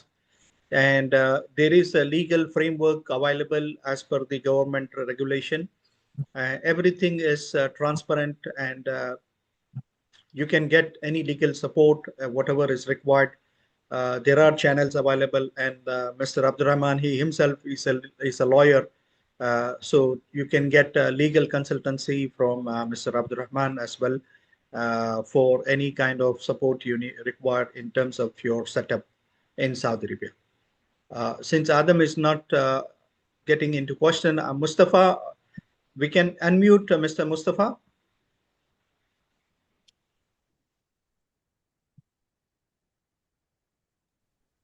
Yeah, Yes, Assalamu sir. alaikum, brother. Actually, Walaikum you're a legal consultant. So, we would like to, if you can give me a brief idea about, I was just asking a question on healthcare. My wife is a pathologist, and we need to open a pathological unit in Saudi Arabia. So, what actually we need it as a government requirement, and what could be the commercial investment? Or can we get an investor in Saudi Arabia for this kind of setup? You can send to me write this. هو قول اقوى في الصحة في وزارة الصحة كيف سياحة يسوي سياحة وزارة السياحة يس لا في الهيلث كير في صحة اي كيف ايش النظام في الركب هناك في المستشفى مستوصف make a small hospital. ايوه صغير يعني ايوه اوكي مستوصف إقامة مميزة تسبيخ الإقامة. أيوه. then make سجل تجاري. نعم. for this hospital استثمار. أيوه. وزارة الاستثمار. ضروري سعودي بدون سعودي. لا without Saudi. كفيل no not like in the past. لا هذا في الشركة لازم شريك سعودي بدون لا 100%. لا 100% ما في شريك سعودي. This in the past هذا في القديم كان لازم شريك سعودي. Now no. طيب. Okay, brother Mustafa, what he's saying is you can have legal entity, 100% foreign investor entity, but it will be regulated through Ministry of Health Affairs. So you need to have the right licenses from the Ministry of Health. And then there is a possibility that you can have your own clinic under the regulation of Ministry of Health. And since you can also avail premium residency, which is Ikama Mumaiza. So you can also, under premium residency, you can also open many clinics under Health Ministry. This is possible. Okay. My second question was whether we can get an investor there as a partner in our clinic, because when we start a pathology, we need a heavy machinery in there. So we can get some local partners also with the help of a legal advisor. You want to get partner as Saudi or non-Saudis? Any non-Saudi, like Saudi locals. ايوه هو اقول استاذ عبد الرحمن هو اقول هو ركب في هناك في المركز الصحة لازم هو اشتري كله في التستينج وركب كله كثير مصارف يعني هو لازم يشتري كثير يعني 2 مليون 3 مليون لازم هو كلام في استثمار في الأجنبي أو سعودي هو كيف جيبوا استثمار يعني الماني كيف يدخلوا في السعوديه لا حتى في هناك في المملكه هو شريك هو ادفع فلوس واشتري كله شيء ممكن؟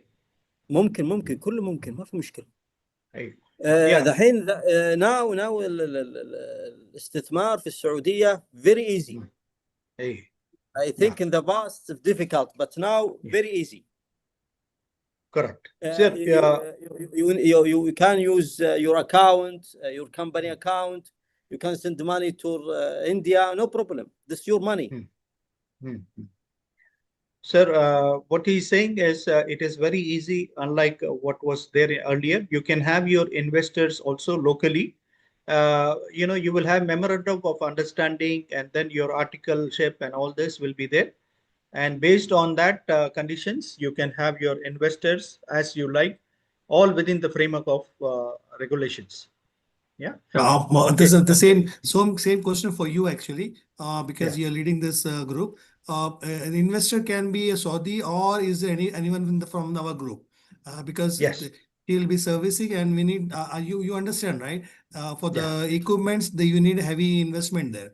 So if you have any opportunities, if anyone want to join us, then we are open for that. Okay, all right. Inshallah, do connect with us. Tomorrow we will be sharing, or even today in the group, in the chat, we will share all the details.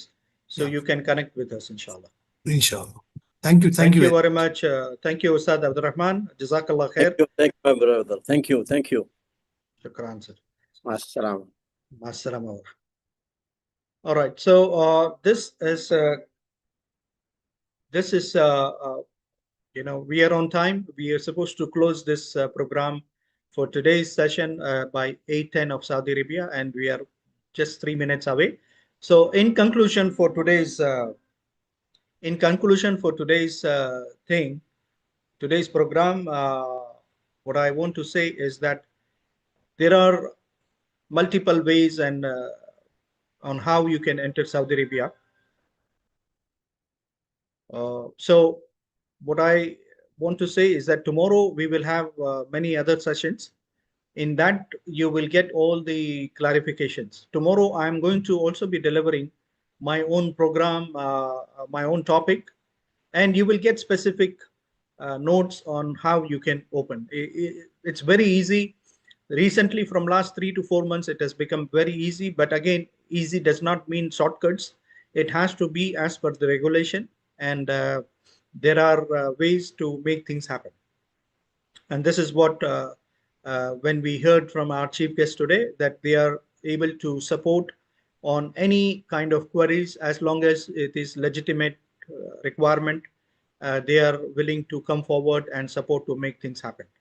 All right. So with this note, I would like to say Assalamu alaikum to all of you, and thank you very much for being here today, spending almost 4 hours of your time.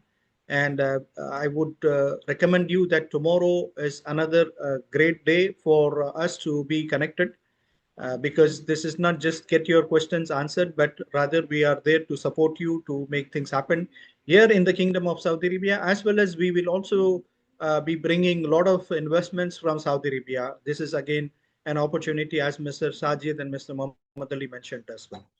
All right. So with this, if you have any questions, we can take for 1 more minute. Tomorrow, the meeting will start morning 9:30 Saudi time. So it will be 12 o'clock in India time. And evening slot will be 7 p.m. Indian time and 4:30 p.m. Saudi time. So tomorrow we are having full day session. Thank you. Yes. And before we close, very big thank you to Mr. Ravik and his team for managing the entire show today from online technical, all the team members. We really thank you for this opportunity to connect. Thank you very much, all the members who have joined. And if you can connect more members tomorrow, you have the link. You can also forward it to your known members, and so that they can also benefit. In the chat, I don't know whether, in the chat, I'm putting my email address. If you have genuine questions, you can definitely put your questions by email, and we will be ready to answer your questions by email. Yeah. So I think it is there in the chat. So definitely you can connect on this. Anything else, Brother Rabik, to close before we go? Yes, brother. If they want to connect with the SIBEC, kindly give my number. I'm Mohammed Rabiq. Brother, kindly note down my number. I'm Mohammed Rabiq, founder and chairman of SYPA Group. My WhatsApp number 9791475700. 1 second, brother. I'm putting in the chat. Can you repeat again? Yes, I'm Mohammed Rabiq, founder and chairman of SYBEC organization. Contact number 9791475700. It's a WhatsApp number. 5700. Okay. Yes. Thank you. Already I have put it in the chat. Yes, thank you. All right. So this is there in the chat, and you can definitely get in touch with Mr. Rabiq also by WhatsApp. Jazakallah khair. Assalamu alaikum wa rahmatullahi wa barakatuh. Good evening to everyone, and have a great night. We'll see you tomorrow. Thank you, sir. Most welcome.